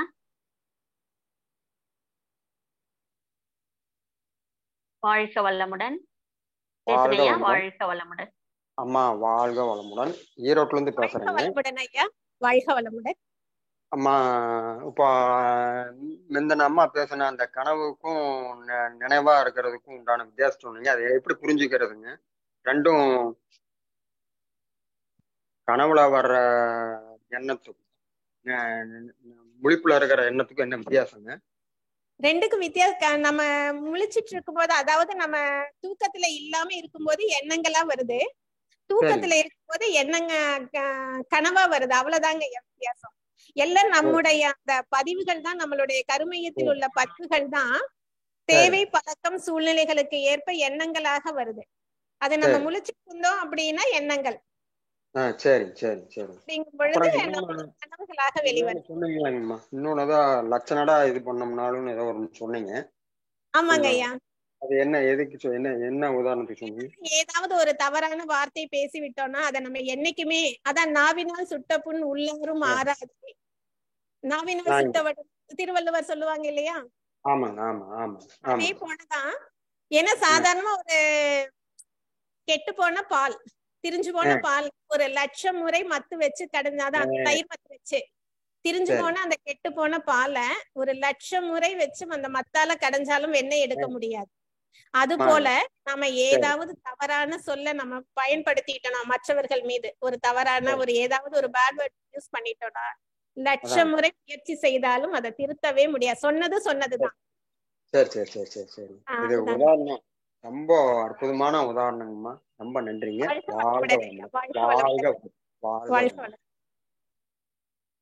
வாழ்க வளமுடன் ஐயா. ஐயா அவர்களை தொடர்ந்து ரமேஷ் ராமன். வாழ்க வளமுடன் ஐயா. நன்றிங்கம்மா, வாய்ப்புக்கு நன்றிங்கம்மா. ரொம்ப அருமையா இருந்ததும்மா உங்களுடைய சொற்பொழிவு. இந்த உறவுகள் மேம்பட ரொம்ப நல்ல நிறைய எக்ஸாம்பிள்ஸ்லாம் கொடுத்தீங்க. ரொம்ப அற்புதமா இருந்தது, இயல்பாகவும் இருந்தது. எனக்கு என்ன ஒரு சின்ன இதுன்னா, இப்போ இந்த உறவுகள் பாத்தீங்கன்னா அந்த உண்மையான அன்புங்கிறது ஒரு பொருள் ரீதியா போயிடுச்சு. ஓகேங்களா? இப்போ ஒரு எப்படி சொல்றதுன்னு புரியல எனக்கு. ஒரு அன்பு ஒரு பொருள் மூலியம் வெளிப்பட்டாதான் உண்மையான அன்பா இருக்கு. ஒரு வார்த்தையாலோ இல்ல ஒரு செயலாலோ அந்த ஒரு விழிப்பு நிலை இல்லை. நம்ம இப்ப எல்லாமே புலன்களுடைய இது இழுத்துட்டு போறதால மக்கள் அதனாலேயே ஒரு சிக்கி இருக்குதால அன்பு, உண்மையான அன்புங்கிறது அது ஒரு பல எதிர்பார்ப்புள்ள அன்பாக இருக்குங்க. எல்லாமே ஏதான் எதிர்பார்ப்புள்ள அன்பாக இருக்கு. ஒரு தாய் தன்னுடைய குழந்தைய 10 மாதம் சுமந்து பெற்றெடுக்கும் போது எந்த வித எதிர்பார்ப்பும் இல்லாம அந்த குழந்தைகிட்ட அன்பு செலுத்துவா. அந்த அன்புதான் உண்மையான அன்பு. அந்த அன்பு இருந்தா மட்டும்தான் உறவுகள் மேம்படும். எதையாவது உன்னை எதிர்பார்த்து அன்பு செலுத்தினாங்க அப்படின்னா அது குறிப்பிட்ட காலம் வரைக்கும் தான் அந்த உறவு. அது வரைக்கும் அந்த எதிர்பார்ப்பு கிடைக்கல, அந்த எதிர்பார்ப்பு நிறைவேறல அப்படின்னா அந்த உறவு ஆயிடும். கரெக்ட். அது கரெக்ட், நீங்க சொல்றது 100% கரெக்ட் தான். அது ஏன்னா அந்த ஒரு தாய்ங்கிறது ஒரு 10 மாதம் சுமந்ததால அந்த இயற்கையாகவே அந்த தாய்க்கும் சேய்க்கும் ஒரு அன்பு அது மனிதர்கள் மட்டும் இல்ல, ஜீவராசிகள், ஒரு மிருகமானாலும் சரி, ஒரு பறவைனாலும் சரி, அதனுடைய அன்பு தாய்க்கும் சேய்க்கும் அது ஒரு இயல்பாக இயற்கையாக அமைஞ்சது. நம்ம எல்லா உயிர்களிடத்தும் காட்டணும். எப்படி ஒரு தாய் தன் குழந்தையிடம் காட்டுகிறாளோ அந்த போல அன்பை எல்லா உயிர்களிடத்தும் நம்ம காட்டணும், எந்த எதிர்பார்ப்பும் இல்லாம. அதுதாங்க அந்த இடத்துல. சரிங்கம்மா, சரிங்கம்மா. அப்புறம் இன்னொரு சின்ன ஒரு கேள்விமா, டைம் இருந்தா கேட்கலாங்களா? ஓகே. ஒண்ணும் இல்லை. இப்போ என்னோட பிரதரோட எனக்கு இம்மீடியட் என்னோட அண்ணன் பையன் 28 வயசுல கோவிட்ல இறந்துட்டான் 2001ல. ரொம்ப ஒரே பையன், செல்லமா வளர்த்தாங்க, எல்லாம் பண்ணாங்க. பட் அவன் இப்போ எங்க அண்ணன் எங்க அண்ணிய அடிக்கடி குறை சொல்வார், ரொம்ப செல்லம் கொடுத்துட்ட, பொறுப்பா வளர்க்கல, அதனாலதான் அவன் ஹெல்த் கான்சியஸா இல்ல. இன்ஃபேக்ட் அவனுக்கு எங்க அம்மா அன்னிக்கான ஃபர்ஸ்ட் கோவிட் இவன் தான் கொண்டு போய் சேர்த்து விட்டு அரேஞ்ச் பண்ணிட்டு இவனுக்கு கோவிட் வந்துருச்சு. இவ்வளோ போய் ஹாஸ்பிட்டல் அட்மிட் ஆயிட்டான். அவங்க 2 பேர் டிஸ்சார்ஜ் வந்துட்டாங்க. சேர்த்து விட்டா இவன் போய் சேர்ந்துட்டான். இது பெரிய குறையா அவங்க 2 பேருக்கும் இது ஒரு வாக்குவாதம் வரும்போது உச்சத்துக்கு போயிடுவார் டைம்ஸ்ல. இப்போ நம்மவும் அந்த டைம் போல, நாங்களும் போய் கூட ஹாஸ்பிட்டல் அந்த மாதிரி யாரும் போல, இன்ஜெக்ஷன் போறதால ஒரு பயம் வேற. எங்களுக்கும் ஒரு குற்றுணர்வு, நம்மளாம் போய் பார்க்க முடியலையே. கடைசியில அவன் பையன் இறந்த அப்புறம் ஒரு கடைசி டைம் தான் போனோம். இப்போ பாடி எல்லாம் கொடுத்துட்டாங்க. வீட்டுல அவன் கோவிட்லாம் இல்லைனாலும் வீட்டுல எல்லாம் பண்ணாங்க. பட் அந்த டைம்ல யாரும் போக முடியல. அவங்களுக்கு ஒரு குற்றுணர்வு மாதிரி எங்களுக்கும் ஒரு குற்றுணர்வு இருக்கு. இது எப்படிடா ஒரே பையன் போயிட்டு நம்ம யாரும் இப்போ என்னதான் ஆலோசனை அந்த ஃபீல் பண்ண முடியாது. அந்த கேப் அந்த ஒரு பெரிய இழப்பு தான்.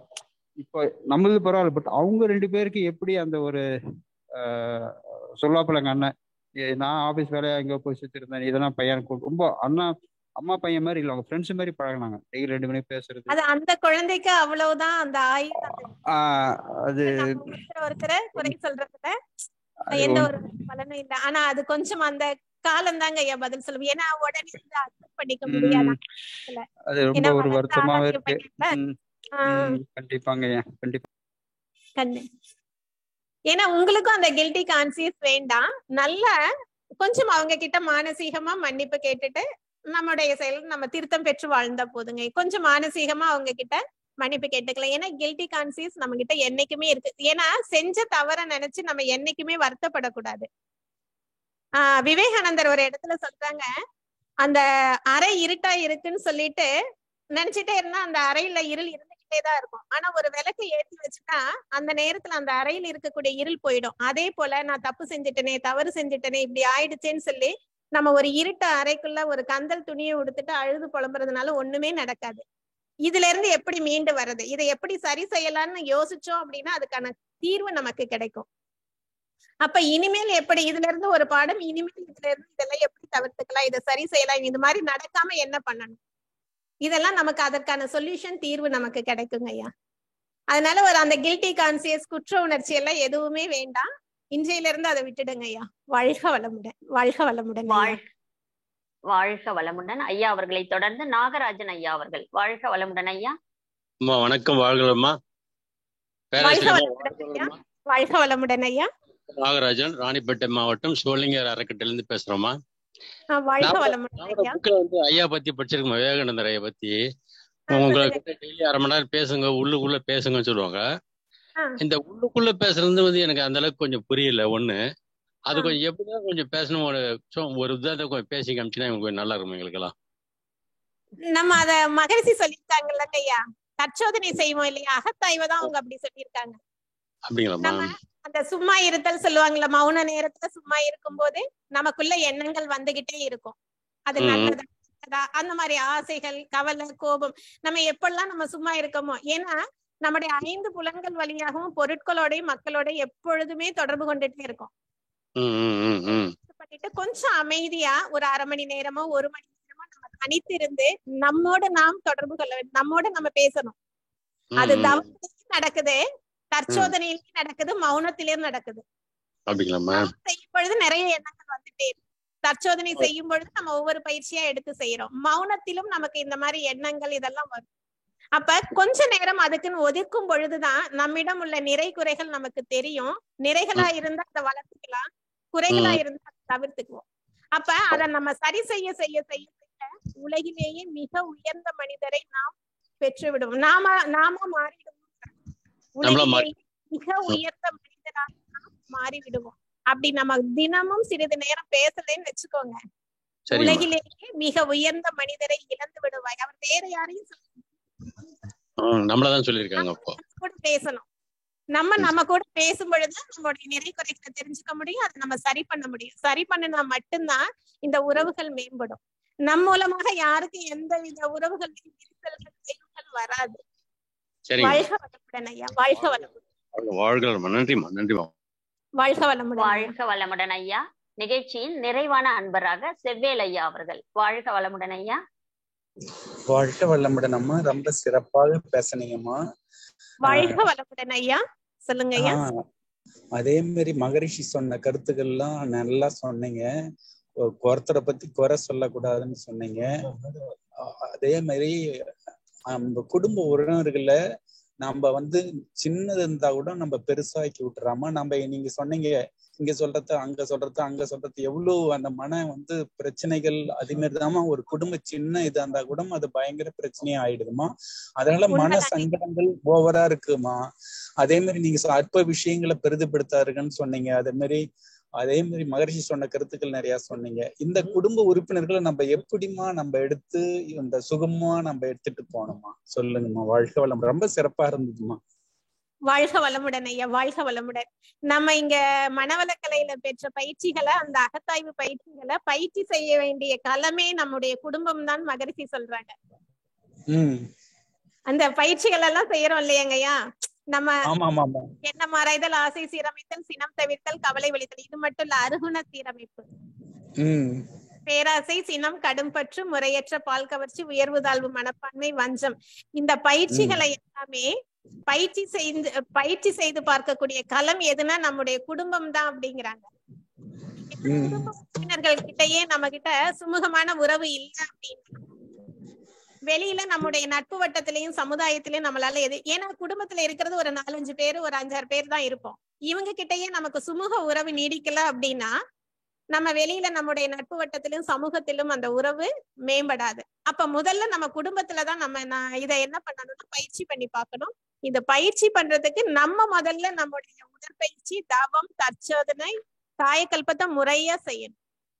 செஞ்சா மட்டும்தான் இந்த பயிற்சியில நம்ம வெற்றி பெற முடியும். வாழ்க வளமுடன் ஐயா, வாழ்க வளமுடன்.